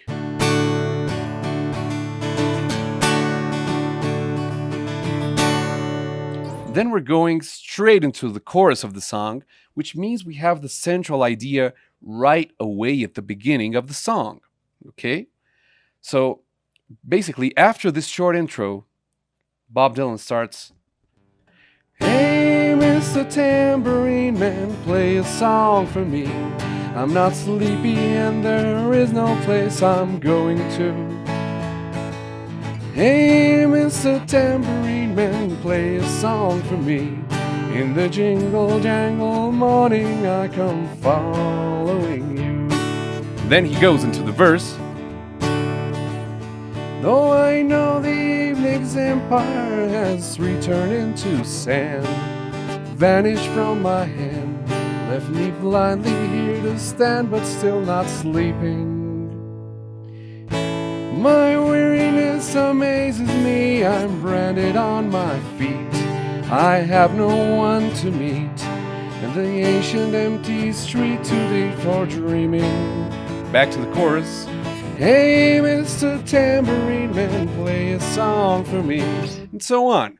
So you've got the central idea of the song very, very at the beginning.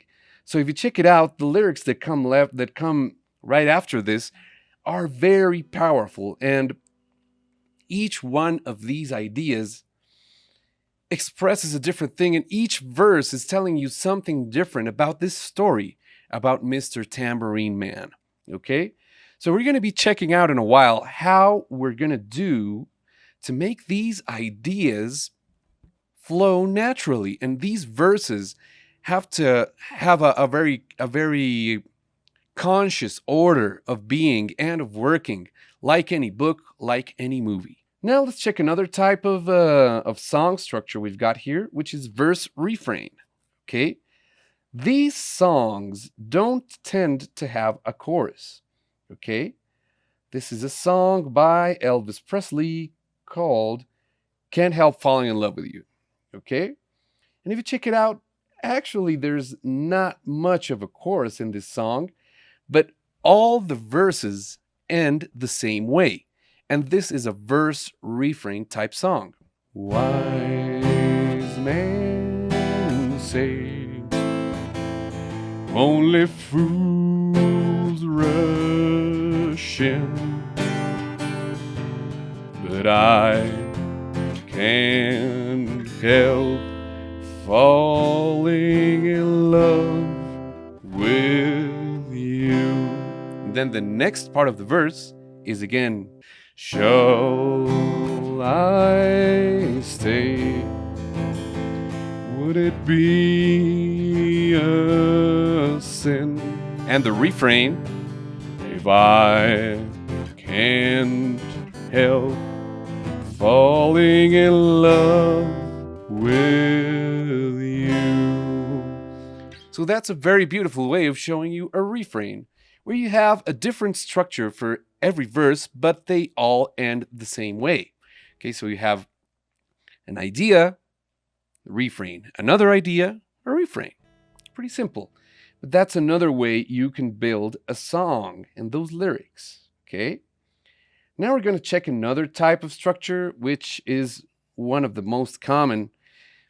Verse refrain songs aren't very popular nowadays. We had a lot more of those in previous decades, but lately not so much. Lately we've got a lot more of verse chorus songs.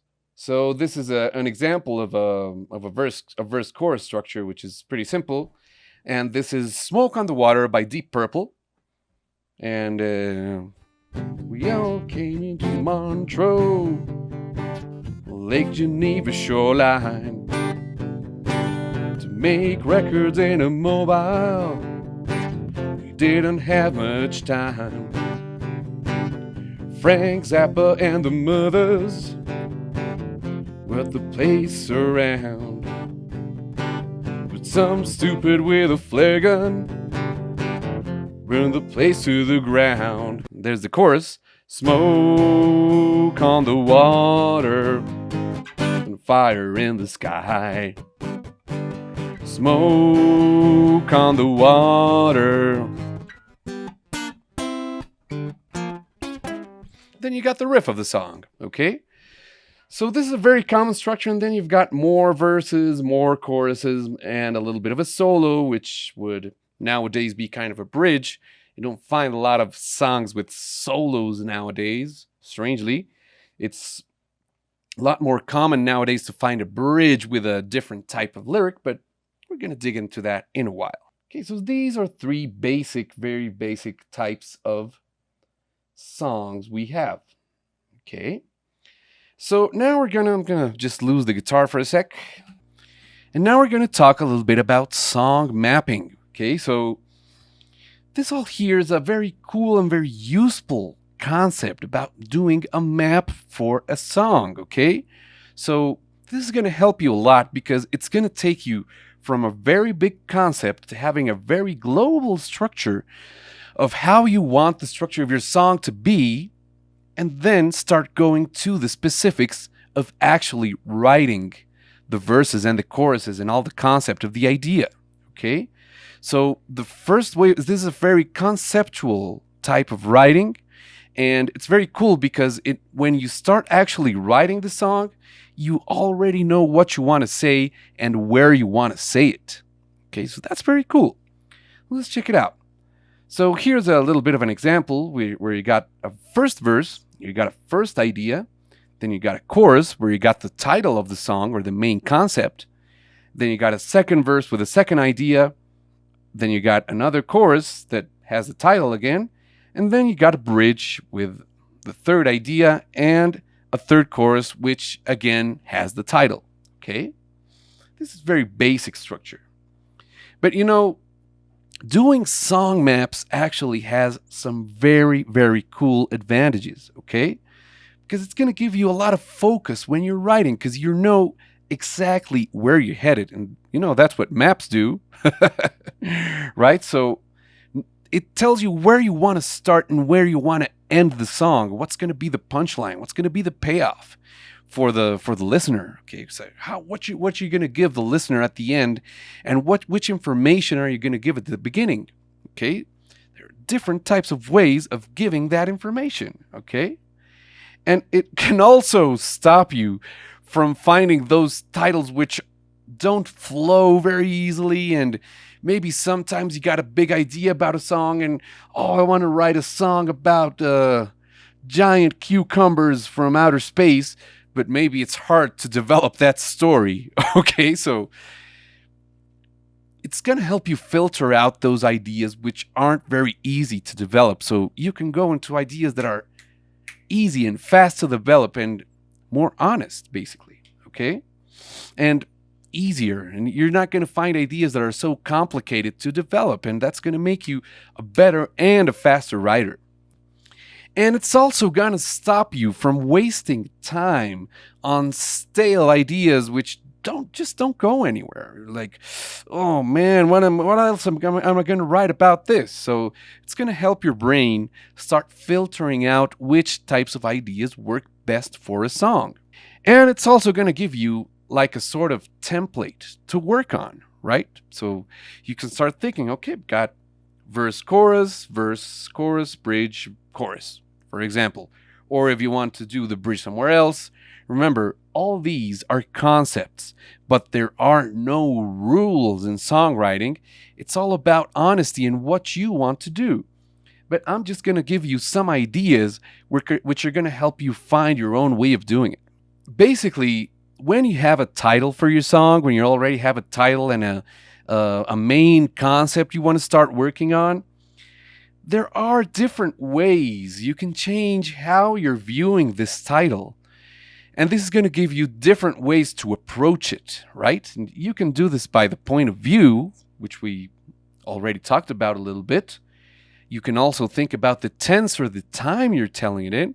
Are you going to tell it something that happened before, something that's happening now, something that is going to happen in the future? Or do you want to do it like the first verse is going to be the past, the second verse is going to be the present, and the third verse is going to be the future?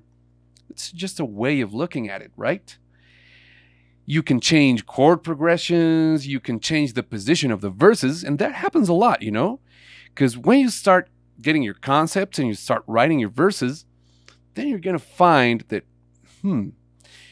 what happens if I move this verse, instead of being the first, I'm going to move it to be the second. Sometimes that's going to save your behind. Okay, so have that in mind, because that might help you a lot when we start writing, okay? You can change chord progressions. You can change your key, for example. Remember, we do have a music theory section in this course, so if you have any doubt about that, go straight to that section. And you can change the key of your song, or you can do a key change cadence, which also is another subject in this course. And just check out which works best to develop the idea of the song. Okay? And you can always also swap instruments because remember, basically, orchestration and music making is like building blocks with Lego. Okay, so you got a little blocks that are drums, you got some blocks which are bass, another block which is guitar, another which is a synth, maybe some strings, maybe some background vocals, whatever, you name it. But you can also start thinking about the structure of your song based on those layers. And you can start stripping off layers, adding more, depending on how much energy you need on each part of the song. And that's going to help you build a lot more consistent idea while writing your song. Okay, so let's talk a little bit about titles. Remember, we already had an assignment. There's an assignment in this course about creating a bunch of titles for songs. So, what about these titles? I want you to think long and hard about these titles and ask yourself a lot of questions about these titles. How does each one of these titles speak to you? Is there anything in real life you can bring to a title like that? Maybe something that happened to you, something you saw in the newspaper, something that happened to a friend of yours, something like that. Have there been any other songs done with this title? That's an important one because then you know how not to do your own, because remember, it's all about a unique expression of self. Is there a similar title that hasn't been written previously? Do you have any other title like that you haven't written? So maybe your subconscious is telling you you've got to write on that. Right? What could the song be about? Checking out that title. What could it talk about? Who could you imagine singing that song? Is it written for yourself? Is it written for a female vocal? Is it written for... What type of person do you imagine singing the song you wrote? Because sometimes we write songs for ourselves or our own artistic projects, and sometimes we don't. Sometimes maybe we're writing for our band where the singer is another person. There are thousands of cases, or maybe you want to write songs for other artists. So think about that. Where could the title go? Where can this title take you? What kind of roads and options do you have to take the title you've got? And another one, who could you co-write it with? And this is just going to start giving you some brainstorming inside your head, which can start leading you to different ways and start giving you creative ideas. Okay, we already had an idea bank, but I want you to make it more consistent and start filtering it out. It's one of the best ideas you can do. It's one of the best investments you can do, having an idea bank. And I recommend you... I mean, it's good to have things written down, but I use applications like Google Drive or like Evernote or like even Post-it, the Post-it app. There are thousands of apps where you can start writing down these notes, and it's good to have them in a cloud-based server or something like that, because then anytime you want, if inspiration grabs you anywhere, you just write down the idea. And if you want to look it up again, it's not like, oh man, I left my notebook at home. We can't write any music today. Okay, so that's cool. Because you don't want to lose those ideas. Or, oh no, my girlfriend was tidying up the room the other day and she put out my napkin where I had written the best idea for a song in my life. So don't write it in a napkin. Try to save those ideas in the same place so you can always just check those out again. Oh, this is another important one. Dream catchers delight. And I don't want you to become a hippie. If you're a hippie, that's okay. But I don't want you to become one and have a giant dream catcher in your room. I just want you to have a nice piece of paper and a pen next to your bedroom and write down any ideas that come up in your dreams. Sometimes it happens to me a lot. Sometimes I have some really crazy dreams where I'm singing. And I sing some insane melodies. And I get up and, oh man, what was that melody like? So it's always good to have or a cell phone or a pen and paper, something near your bed where you can write down those crazy ideas that come up at night. You don't know which of these ideas may have a nice way of developing itself and becoming a hit song or a beautiful song.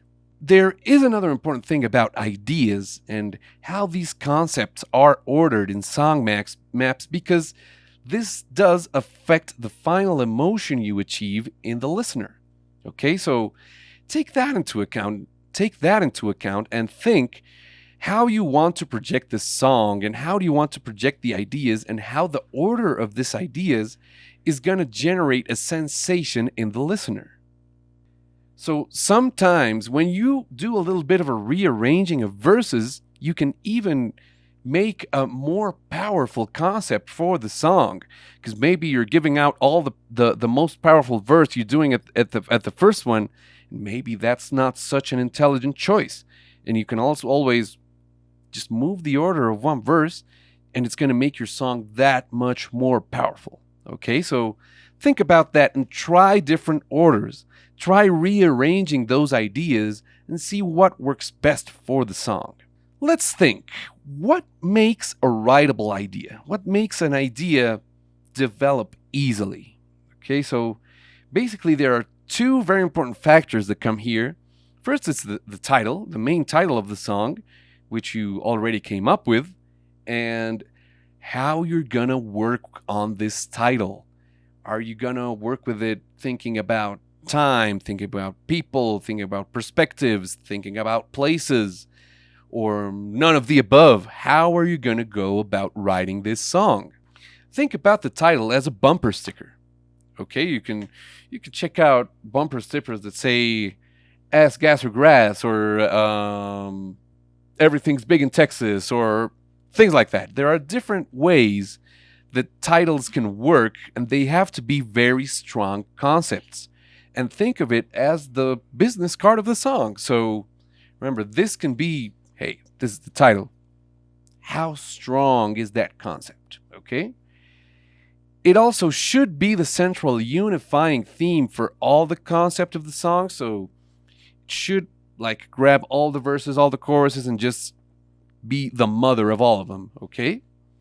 It should be logically set up by each verse and pre-chorus, okay? So you should always have a little bit of a ramp from verse, pre-chorus to chorus. You're always using those verses and pre-choruses like a trampoline into that main title of chorus, okay?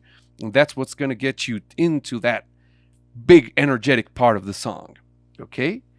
And it should capture the emotion of the song as well. That's very important too.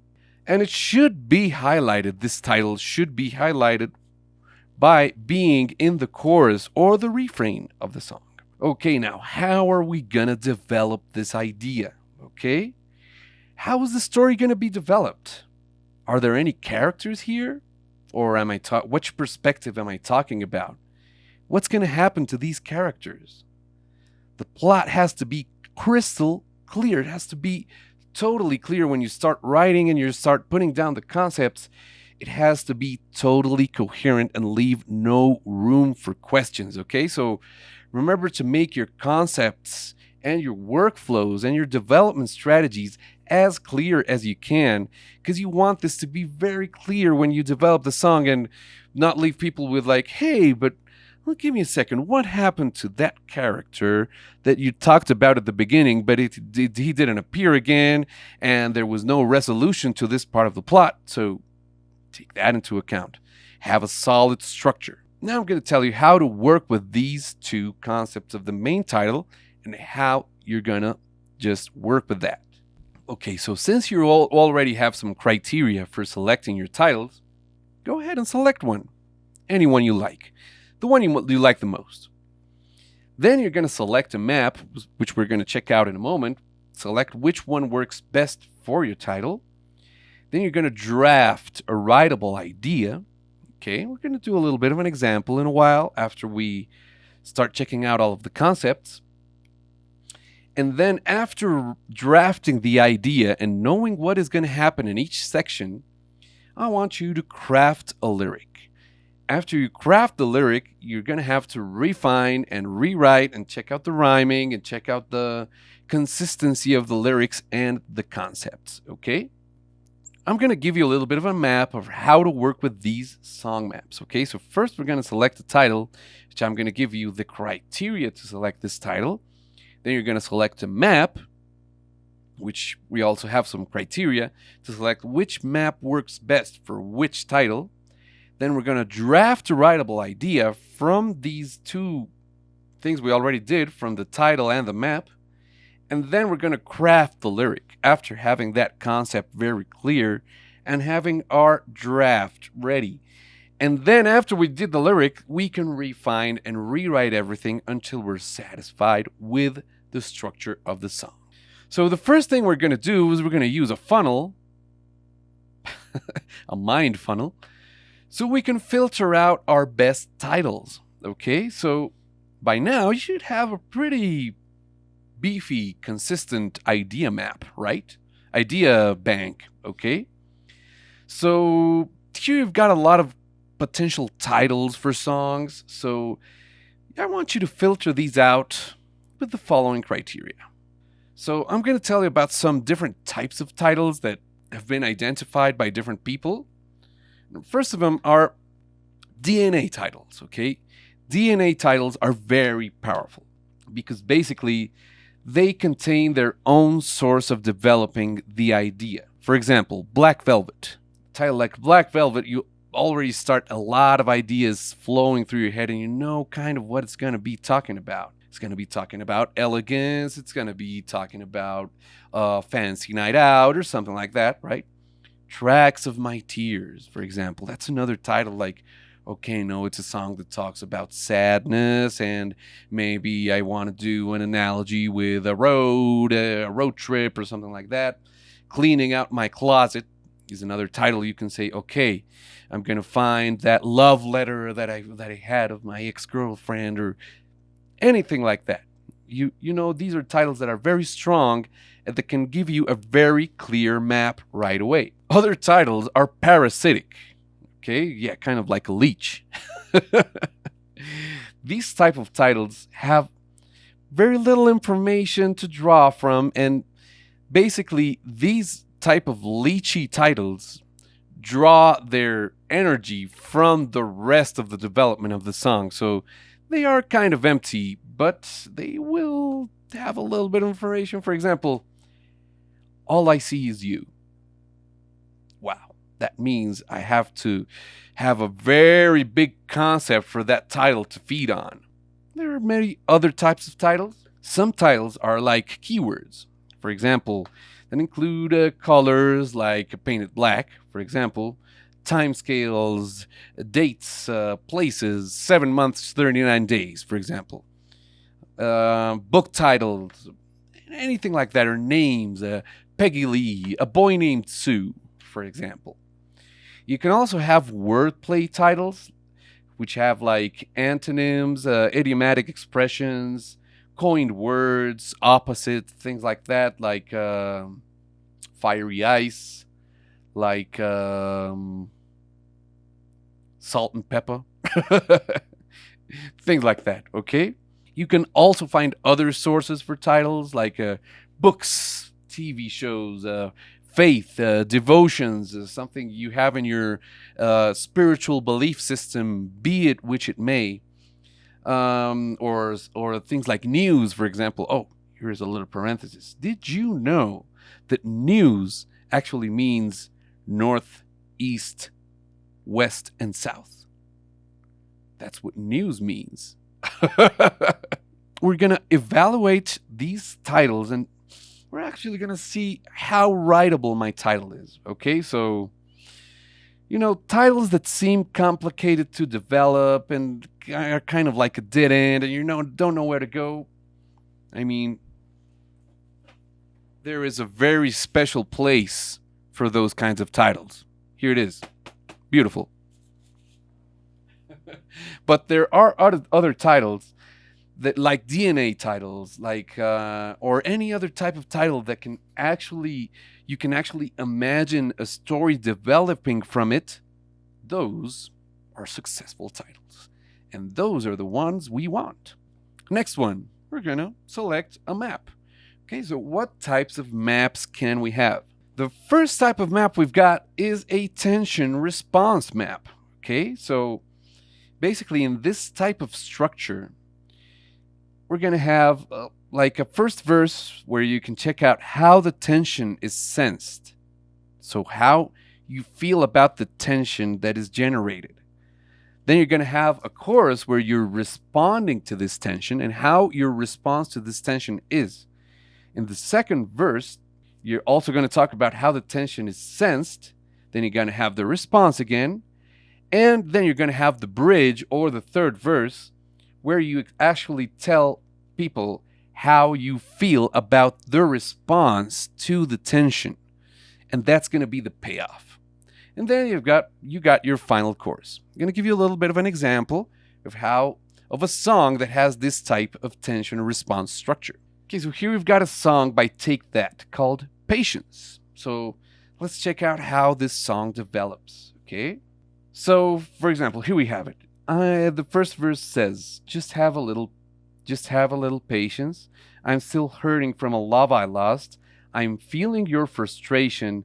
Then maybe all the pain will stop. Just hold me close inside your arms tonight.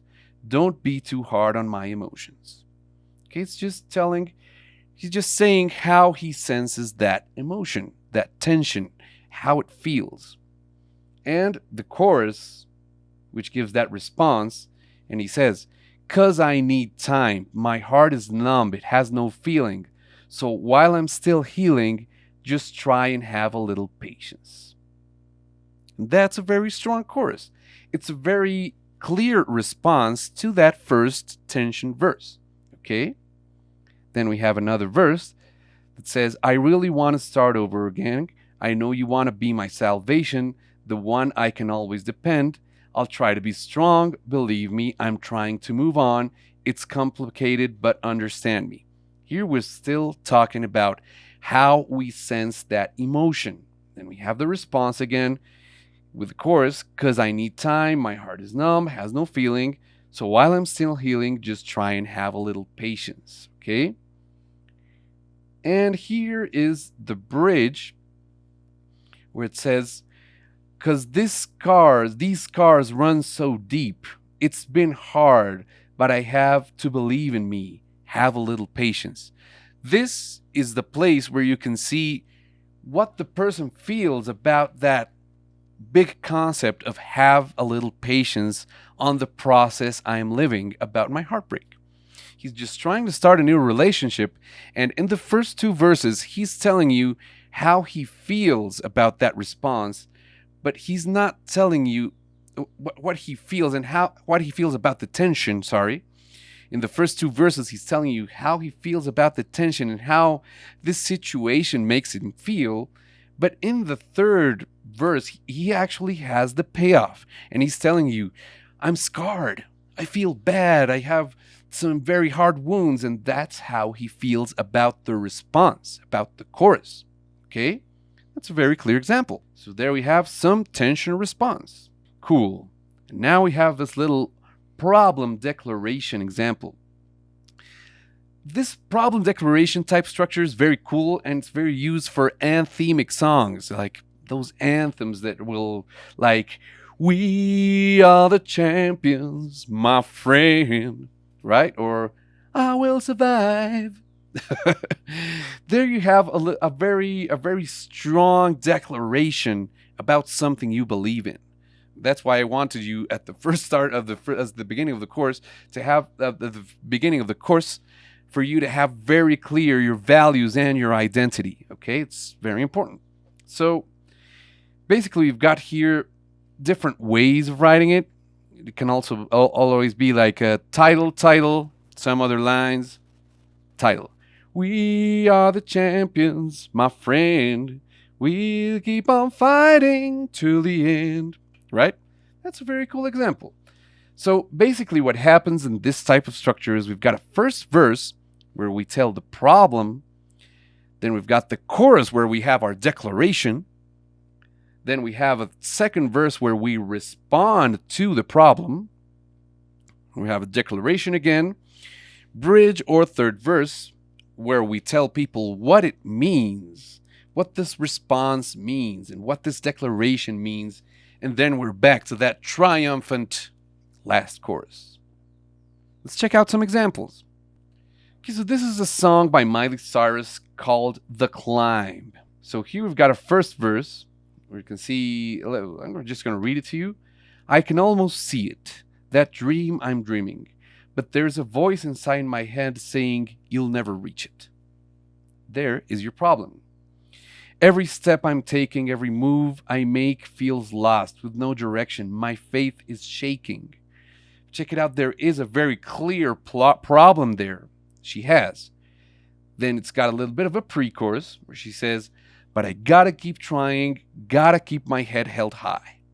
Okay, here there's doing a little bit of a ramp, that trampoline before the big dive in the chorus. Then she says, there's always gonna be another mountain. I'm always gonna want to make it move.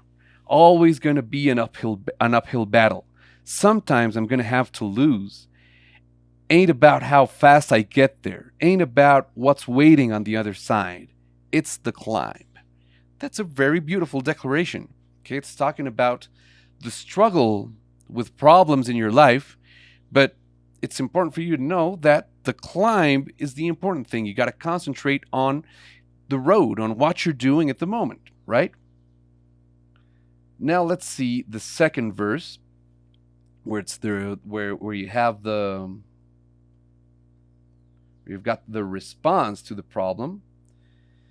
The struggles I'm facing, the chances I'm taking, sometimes might knock me down, but no, I'm not breaking. I may not know it, but these are moments that I'm going to remember most. Yeah, just got to keep going. Then you go back to the pre-chorus, which is that trampoline, boop, and I got to be strong, just got to keep pushing on, because chorus, trampoline, and we're going to. There's always going to be another mountain. I'm always going to want to make it move. Always going to be an uphill battle. Sometimes I'm going to have to lose. Ain't about how fast I get there. Ain't about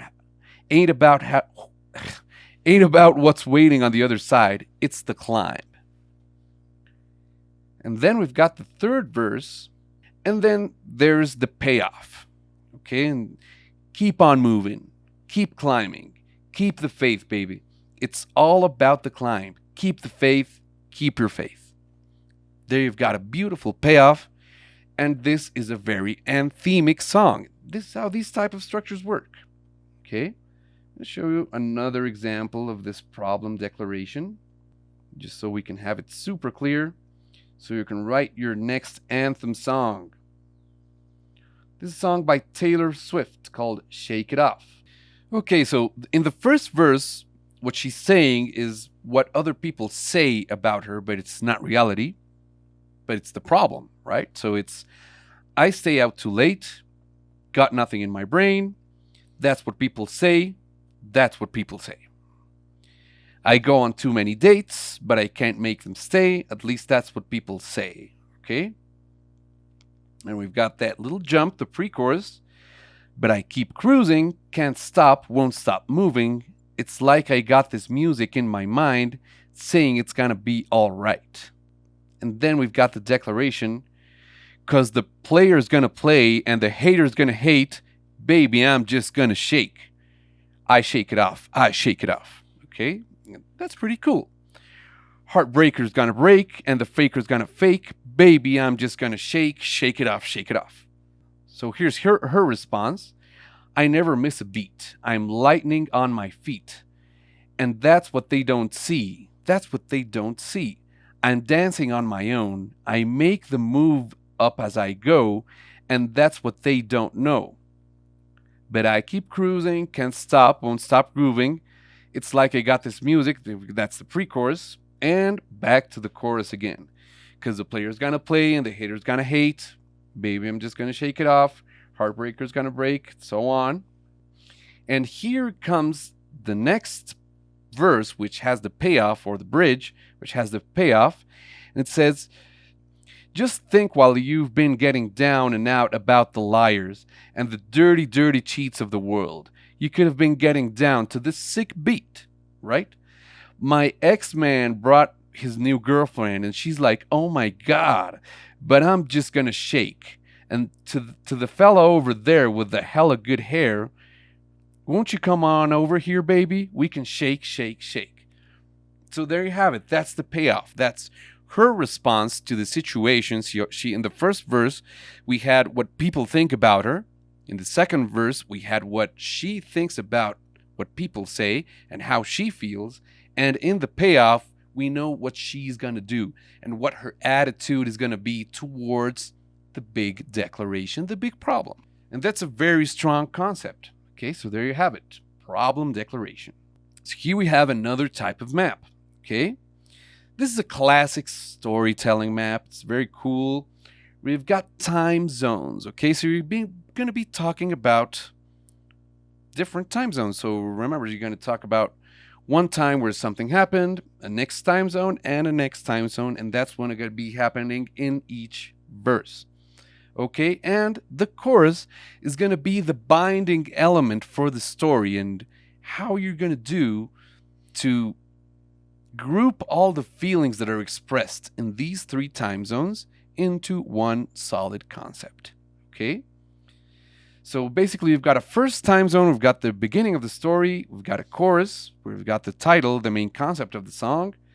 In the second time zone, the story moves on, then we've got the chorus again, and then we've got the third time zone where we got the payoff or the end of the story or the resolution to the story, however you like it, and then we've got the chorus again. So let's check out examples. Okay, so this here we've got Piece by Piece by Kelly Clarkson, and we're going to check out all this time zone doing. So here it goes. And all I remember is your back, walking towards the airport, leaving us all in your past. I traveled 1,500 miles to see you, begged you to want me, but you didn't want to. So that's our first verse. But piece by piece he collected me, up off the ground when you abandoned things. Yeah, piece by piece he filled the holes that you burned in me at 6 years old. And you know he never walks away, he never asks for money, he never asks for money, he takes care of me, he loves me. Piece by piece he restored my faith. That man can be kind and a father could. Stay. Okay? That would be our chorus. And then we've got the next verse. And all of your words fell flat. I made something of myself, and now you want to come back. The second part of the story, tension. So in the first part, he abandons her. In the next one, he wants to go back with her. I made something of myself, and now you want to come back. But your love, it isn't free. It has to be earned back. Then I didn't have anything you needed, so I was worthless. And then back to the chorus. But piece by piece, he collected me up off the ground. He never walks away, never asks for money, so on, so on. And here is the payoff. And she says, piece by piece, I fell far from the tree. I will never leave her like you left me. And she will never have to wonder her worth, because unlike you, I'm going to put her first. And you know. And here's the chorus again. So there you have the payoff where you can see the singer's perspective about the things that happened in the previous time zones. Cool, right? So it's good to ask yourself in these types of songs, like what type of imagery are you going to use, and plan your resolutions, and what lessons are there to be learned from the things you're saying in the verses, right? So, for example, here you've got the imagery of the airport, and she can only see her couple's back going away, and that brings you a lot of imagery to your head, and that's very cool. Okay, let's check out another example. So this is a very beautiful song by Lucas Graham called 7 Years. It's very beautiful, so I'm just going to read it to you. Once I was 7 years old. My mama told me, go make yourself some friends or you'll be lonely. Once I was 7 years old. It was a big world, but we thought we were bigger, pushing each other to the limits. We were learning quicker. By 11, smoking herb and drinking burning liquor. Never rich, so we were out to make that steady figure. Once I was 11 years old, my daddy told me, go get yourself a wife or you'll be lonely. Once I was 11 years old. I always had that dream like my daddy before me. So I started writing songs, I started writing stories. Something about that glory just always seemed to bore me. 'Cause only those I really love will ever really know me. Once I was 20 years old, my story got told before the morning sun when life was lonely. Once I was 20 years old. I only see my goals. I don't believe in failure because I know the smallest voices, they can make it major. I got my boys with me, at least those in favor. And if we don't meet before I leave, I hope I'll see you later. Once I was 20 years old, my story got told, I was writing about it, everything I saw before me. Once I was 20 years old. Soon I'll be 30 years old, our songs have been sold, we've traveled around the world and we're still roaming. Soon we'll be 30 years old. I'm still learning about life. My woman brought children for me, so I can sing them all my songs and I can tell them my stories. Most of my boys are with me. Some are still out seeking glory, and some I had to leave behind. My brother, I'm still sorry. And it's a very beautiful song. And then it says, soon I'll be 60 years old. My daddy got 61. Remember life, and then your life becomes a better one. I made a man so happy when I wrote a letter once. I hope my children come and visit once or twice a month. Soon I'll be 60 years old. Will I think the world is cold, or will I have a lot of children who can warm me? Soon I'll be 60 years old. Soon I'll be 60 years old. Well, I think the world is cold, or will I have a lot of children who can warm me? And that's basically the thing. And it's a very beautiful example of time zones because it actually has the complete time zone for the lifetime of a person. And it tells the lifetime of this artist and how he began his career, and then how he when he was 7, what happened in his neighborhood, and how he grew up. And it's a very beautiful song, which is a very nice example about time zones. And the payoff is very beautiful because he says like, okay, and am I going to have children to make me warm? What am I going to have? Okay, so next, here's another classic storytelling map, which is about places, locations in the world, or in your neighborhood, in your city, in your country, whatever you like. But this type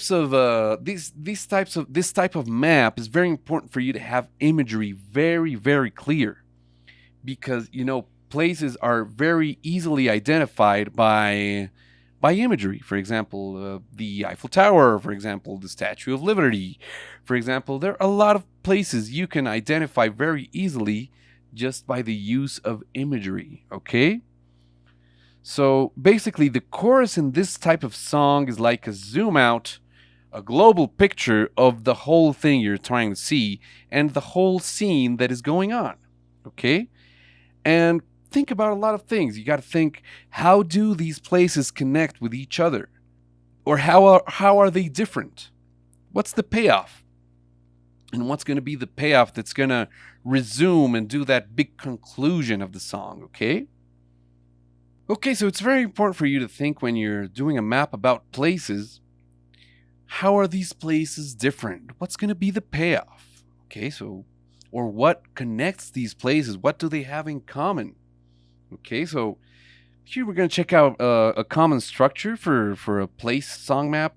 So in the first verse, we're going to talk about one place. Then we got our chorus where we have the title of our song or the main concept. Then we're going to move on with the story in the second place, have another title.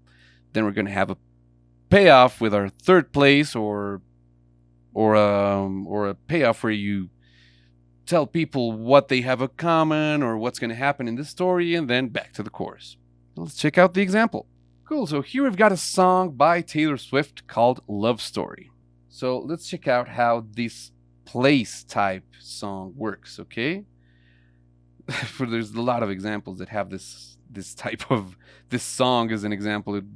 There are a lot of songs that have many things we can draw from and learn many beautiful things, okay?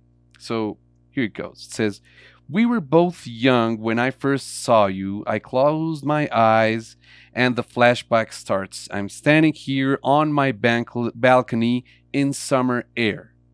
See the lights, see the party, the ball gown. See the lights, see the party, the ball gowns. See you make your way through the crowd and say hello. Little did I know that you were Romeo. You were throwing pebbles, and my daddy said, 'Stay away from Juliet,' and I was crying on the staircase, begging you, 'Please don't go.' And I said, 'Romeo, take me somewhere we can be alone. I'll be waiting. All there's left to do is run. You'll be the prince and I'll be the princess. It's a love story, baby, just say yes.' So I sneak out to the garden to see you. We keep quiet 'cause we're dead if they knew. So close your eyes, escape this town for a little while. 'Cause you were Romeo, I was a scarlet letter. And my daddy said, 'Stay away from Juliet.' But you were everything to me, and I was begging you, 'Please don't go.'" There you have our chorus. "And I said, 'Romeo, take me somewhere we can be alone. I'll be waiting. All there's left to do is run. It's a love story. You'll be the prince, I'll be the princess,' okay? Then it goes, 'Romeo, save me. They're trying to tell me how to feel. This love is difficult, but it's real. Don't be afraid. We'll make it out of this mess. It's a love story, baby. I got tired of waiting, wondering if you were ever coming round. My faith in you was fading when I met you on the outskirts of town." Okay, there it's using imagery and places again. "And I said, 'Romeo, save me. I've been feeling so alone. I keep waiting for you, but you never come. Is this in my head? I don't know what to think.' He knelt to the ground and pulled out a ring." There you have your payoff. "And said, 'Marry me, Juliet. You'll never have to be alone. I love you, and that's all I really know. I talked to your dad. Go pick out a white dress. It's a love story. Baby, just say yes.'" There you have your payoff. It's a beautiful thing about places, okay? Check it out. Finally, the payoff of this song doesn't actually have to be a place, but the resolution of the story. Okay, so now you're going to check out another type of map we've got, which is about roles. This is another way of developing a story, okay? It could be different characters, different viewpoints, different feelings even. Your feelings, my feelings. For example, we've got Thinking Out Loud by Ed Sheeran, or What We Think About Each Other by Taylor Swift, in a song called Blank Space. Think how each role relates to your chorus or your main idea, and how is the emotional flow between these two characters, and what's going to be the payoff of this dialogue between each different role, okay? So in the first verse, you got one role, you got your chorus, then you got your second role, you got your chorus, and then you got your payoff where you give people the resolution to this conversation. So let's check out the example. Okay, so this is We Will Rock You by Queen, and we've got a very cool example of different points of view and characters. So the first verse says, "Buddy, you're a boy, make a big noise, playing in the street, gonna be a big man someday. You got mud on your face, you big disgrace, kicking your can all over the place, singing." You know the words. Come on, sing with me. So that's the first verse where he's talking to a boy. Then the second verse goes, "Buddy, you're a young man, hard man, shouting on the street, gonna take on the world someday. You got blood on your face, you big disgrace, waving your banner all over the place, singing." You know the words, you know it. So in this next verse, he's talking about a young man. And then we've got to the chorus singing, we will rock you, we will rock you. And then the third verse, which is the payoff, says, buddy, you're an old man, poor man, pleading with your eyes. You're gonna get some peace someday. You got mud on your face, you big disgrace. Somebody better put you back into your place. Do it and sing, we will rock you. You got 3 perspectives right there. Okay, so let's check some other examples of this roles. Type maps. Thinking Out Loud by Ed Sheeran. This is a very beautiful song. It's a very nice love song. You know, I love love songs. They're very beautiful, and there are many ways of writing love songs, but I particularly like this style because it's very caring about your couple, and it's not like any misogynistic type of song. So I believe it's very balanced, and it talks about a lot about caring about your couple and that equilibrium, that balance that has to be present in a couple for it to work nicely and for it to be a nice relationship between the two people who are involved in a couple. Okay, so I'm gonna read to you the lyrics. So it says, when your legs don't work like they used before and I can't sleep you off. When your legs don't work like they used to before and I can't sweep you off your feet, will your mouth still remember the taste of my love? Will your eyes still smile from your cheeks? And darling, I will be loving you till you were 70. And baby, my heart could still fall as hard as 23. And I'm thinking about how people fall in love in mysterious ways. Maybe just the touch of a hand. Oh me, I fall in love with you every single day, and I just want to tell you I am. So honey, now take me into your loving arms, kiss me under the light of 1,000 stars, place your head on my beating heart. I'm thinking out loud. You've got your first verse. Maybe we found love right where we are. When my hair's all but gone and my memory fades and the crowds don't remember my name, when my hands don't play the strings the same way, I know you'll still love me the same. 'Cause honey, your soul can never grow old. It's evergreen. Baby, your smile's forever in my mind and memory. I'm thinking about how people fall in love in mysterious ways. Maybe it's all part of the plan. I'll just keep on making the same mistakes, hoping that you'll understand. But baby, now take me into your loving arms, kiss me under the light of 1,000 stars. It's very beautiful because then you have the perspective of her, right? In the first one, he's talking about how he's going to be caring for her. In the second verse, he's talking about how she is going to take care of him. And let's see what the payoff is, okay? Oh, darling, thinking out loud. That maybe we found love right here where we are. Oh, baby, we found love right here where we are. And we found love right here where we are. There you have it. The payoff is the chorus. It doesn't have a lot more places to go to. It's a pretty straightforward song that has 2 roles. That's very beautiful too. Remember what I said. Maps are just a little bit of a template for you to start thinking about how you want to structure your song. It's not like something rigid that you have to follow step by step. It's just some structures that have been found by different authors and different people that have been analyzing this art of songwriting, okay? Let's check out this blank space by Taylor Swift. So it says, nice to meet you. Where you been? I could show you incredible things, magic, madness, heaven, sin. Saw you there and I thought, oh my God, look at that face. You look like my next mistake. Loves a game. Wanna play? New money, suit and tie. I can read you like a magazine. Ain't it funny? Rumors fly. And I know you heard about me, so hey, let's be friends. I'm dying to see how this one ends. Grab your passport and my hand. I can make the bad guys good for a weekend.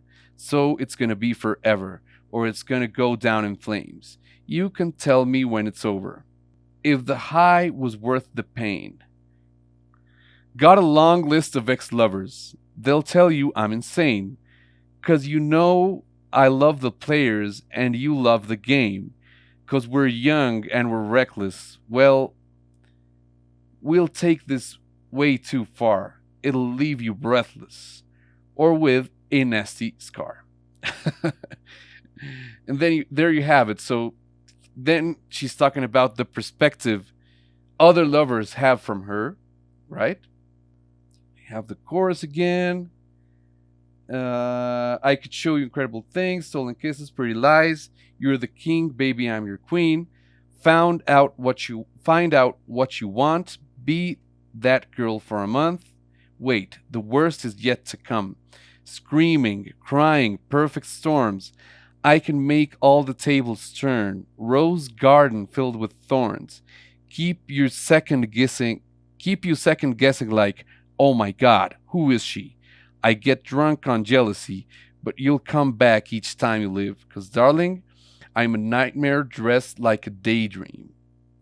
And then goes the chorus again. So then she reveals her true self and says, careful, 'cause I'm a rose from the devil's garden. Okay, so there you have it. Different perspectives, different roles are also going to give you a different way of writing.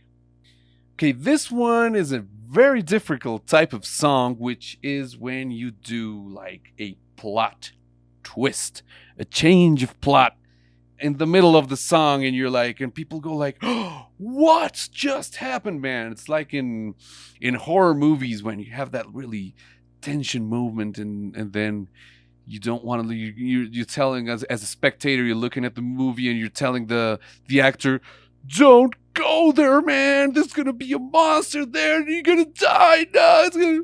Then the guy just opens his door, and no, maybe something different happens. Okay, so that's the type of twist that happens in this type of structure. What we've got here, this is a very challenging type of map, and the hardest part is finding words, phrases, or plots that can create that twist, while retaining the authenticity and staying true to the genre you're playing or you're writing for. And they have to have a common concept or thread so they don't sound odd or awkward. So you got two types of twists. You got a word or a phrase that it can be used in more than one way or that can have more than one meaning, right? Or you can have a plot twist that changes the development of the story in the song. Okay, so we're going to check a couple of examples of this. This is a very cool one. This is a song by Julie Roberts called Men and Mascara. Okay, you just check out that title and think, what can men and mascara have in common? What's that? Two ideas that come like men and mascara. Okay, what is this? So here goes the lyrics. Sunday, dress hanging on the bedroom door, empty bottle of wine on the hardwood floor. Imagery. Last night he said she was the one. Oh, but men and mascara always run. There you have it. It's a word that has different meanings, okay? I didn't give my love too soon or wait too long. Did I take it a little too easy or put it on too strong? She was looking for love, he was looking for fun. Yeah, men and mascara always run. Then we got the next verse. She ain't getting any younger. It wasn't supposed to be this way. Staring in the mirror when little black rivers running down her face. And there you've got mascara running on her face, not the men like we had in the previous verse, right? So then it goes, tomorrow's going to be a brand new day. She'll wake up in the morning and wash it all away. Last night he said she was the one. Oh, but men and mascara, they always run. There you have it. Right? So this type of map has a first verse where you have one meaning. You got the chorus. Then you've got another meaning, which was what just happened. And then we've got the chorus again, bridge or payoff, and chorus again. Okay, this one does have that plot twist, and this one does surprise you. It's a song called It's a Beautiful Day by Michael Bublé. And you're going to check it out. It's pretty nice, like a really cool, sarcastic way, the way he develops his words in this song. So he starts. I don't know why you think that you could hold me when you couldn't get by yourself. And I don't know who would ever want to tear the seam of someone's dream. Baby, it's fine. You said we would be just friends. While I came up with that line, and I'm sure that it's for the best. If you ever change your mind, don't hold your breath. 'Cause you may not believe it, that baby, I'm relieved. When you said goodbye, my whole world shines. How about that? That's pretty cool because he's whining a little bit at the first part, and he's saying like, oh, I'm so sad she left me, but then he says like, it's a beautiful day and I can't stop myself from smiling. If we're drinking, then I'm buying, and I know there's no denying. It's a beautiful day, the sun is up, the music's playing, and even if it started raining, you won't hear this boy complaining, because I'm glad you're the one who got away. It's a beautiful day. It's my turn to fly, so girls, get in line, because I'm easy. No playing this guy like a fool. Now I'm all right. Okay, so there you have it. So you have at first that perspective that he's a sad guy. The girl left him, but then he says like, oh, come on, it's a beautiful day. Hey, this is great. Thank you for leaving me. It's very cool. Okay. Then goes, might have had me caged before, but not tonight. And you may not believe that, baby, I'm relieved. This fire inside, it burns too bright. I don't want to say so long. I just want to say goodbye. It's a beautiful day, and I can't stop myself from smiling. If you're drinking, I'm buying. You know, there's no denying. Okay, here we go with the chorus. And that's the new perspective, because the plot already developed into I'm happy. So he already accepted that. And then basically that's the chorus, and that's the payoff is he's not complaining. It's a beautiful day. It's all good. You left me. Thanks a bunch. Thanks a million. Okay, and that's a very cool concept for a song. And that's a very nice example of a twist in a song. Okay, so here we've got another style of map. This one is also very, very, very challenging, and it's when you use different types of literary devices, and you're going to use literal language in one verse, figurative language in the other verse, and you've got the payoff in the bridge again. Okay? So what does this literal language mean? It's basically literal means that there are words or phrases that states facts straight as they are. Okay? The cat is black. The book is on the table. And you've got figurative language, which uses words or phrases to mean something different than their literal meaning. Okay? We are going to be diving into this a little bit more strongly when we start looking at literary devices. Okay? We've got our metaphors, our anaphors, we got different literary devices we're going to be using, but let's check out the example for this literal figurative combination. Okay, so this song is called Love is a Wonderful Thing by Michael Bolton. Let's check it out. So, first it says, birds fly, they don't think twice. They simply spread their wings. The sun shines, I don't ask why, or what the whole thing means. The same applies to you and I. We never question that. So good, it's just understood. Ain't no conjecture, it's just a matter of fact. Love is a wonderful thing. Make you smile through the pouring rain. Love is a wonderful thing. I'll say it again and again. Turn your world into one sweet dream. Take your heart and make it sing. Love, love, love is a wonderful thing. Oh yeah, that's the chorus. So, check out the next verse. The only thing a river knows is running to the sea. Okay. Just by analyzing that phrase, that right there is figurative language. Why? Because rivers, water doesn't have a brain. Or does it? Maybe if you think very spiritually, maybe it does. Water does have its own consciousness or whatever, but if we strip it down to the facts, they don't have a central nervous system. A river doesn't have a central nervous system or stuff like that, okay? So the only thing a river knows is running to the sea, and every spring when a flower grows, it happens naturally. The same magic when you're in my arms. No logic can define. Oh no. Don't know why, just feels so right. I only know it happens every time. Love is a wonderful thing. And go back to the chorus. I know you're going to be there to warm me. And that keeps me going. And our sweet love's going to keep on growing. Just keep on growing. Love is there you have the payoff. Love is a wonderful thing. And there you have it. And basically that's what's happening there. We've got different types of languages in the same song. Cool? And that's it about song mapping. Okay, so see you in a bit when we start talking about literary devices. Hi again! Congratulations on completing this free 3-hour Songwriting Essentials course. It's a pretty great achievement and I hope that you have enjoyed it. You are now ready to get started on your songwriting journey. If you would like to uncover all the hidden tips and tricks of songwriting, head over to skillademia.com.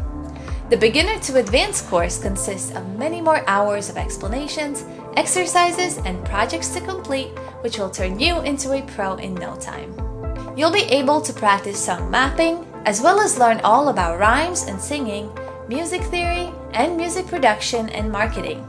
So if this sounds like the course for you, go check it out. Thank you for watching and see you soon.